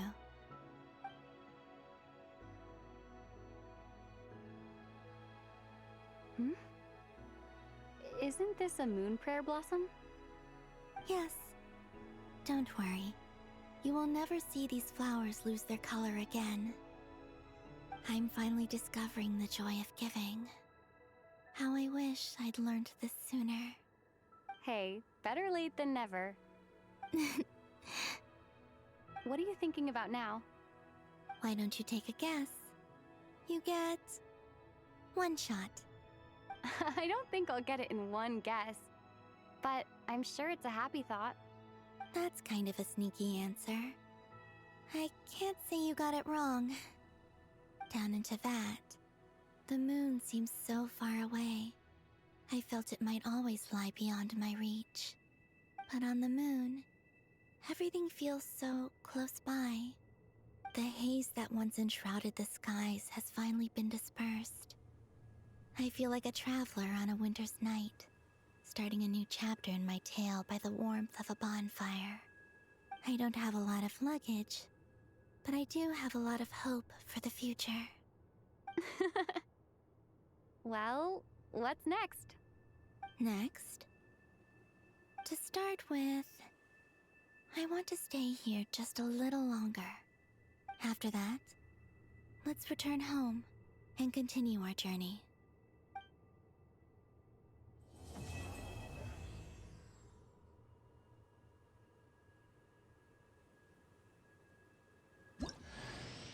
These clothes bring back so many memories.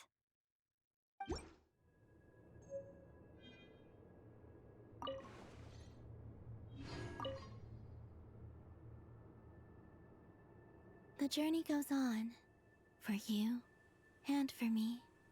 Like I said, this is not the end. I don't believe there has to be an ending. Oh, is that your next destination? Most people would probably tell you to pack some warm clothes. But I experience things differently than most people, so I can't know how cold it is. In fact, it is home to quite a wondrous heat source. I think they call it Kreshnik's torch. Every city in Snezhnaya is built around one of those. I sensed the energy it gave off as I was passing by on a railway train. It felt grand and distant. I also recommend the Korolievsky troupe in Snezhnograd. They give performances quite regularly, and entry was free for harbingers. I liked them a lot.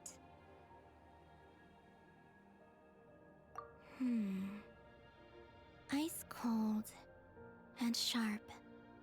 Crystal clear in some ways, yet profoundly unfathomable in others. Like the thick layer of ice on top of a frozen lake.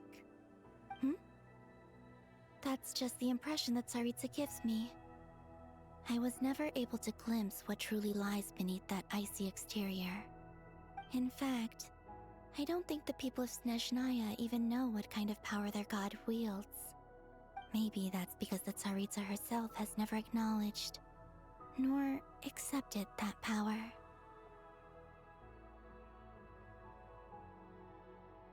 There's Regrator, the Rooster, and the Jester. Between them, they control a lot of what happens in Snezhnaya, but I can never wrap my head around how exactly power is split between them. I just know they are each responsible for many specific domains. I noticed that the Rooster and Regrator often appear to get along on the surface, while working against each other in secret. And theirs is not a friendly rivalry. But I wasn't particularly interested, so I tended to keep my distance. Now that I think about it, the term Mistelton often seemed to come up in connection with Project Stuja.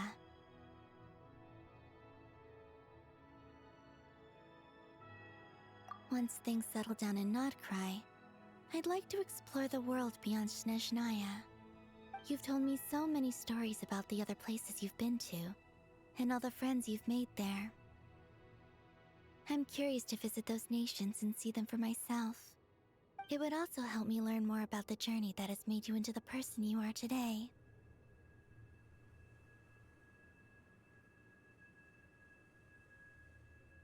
Okay. As you continue on your journey, don't forget to gaze up at the moon once in a while. It is, after all, no longer an illusion. It shall cast down its true moonlight, connecting us in truth.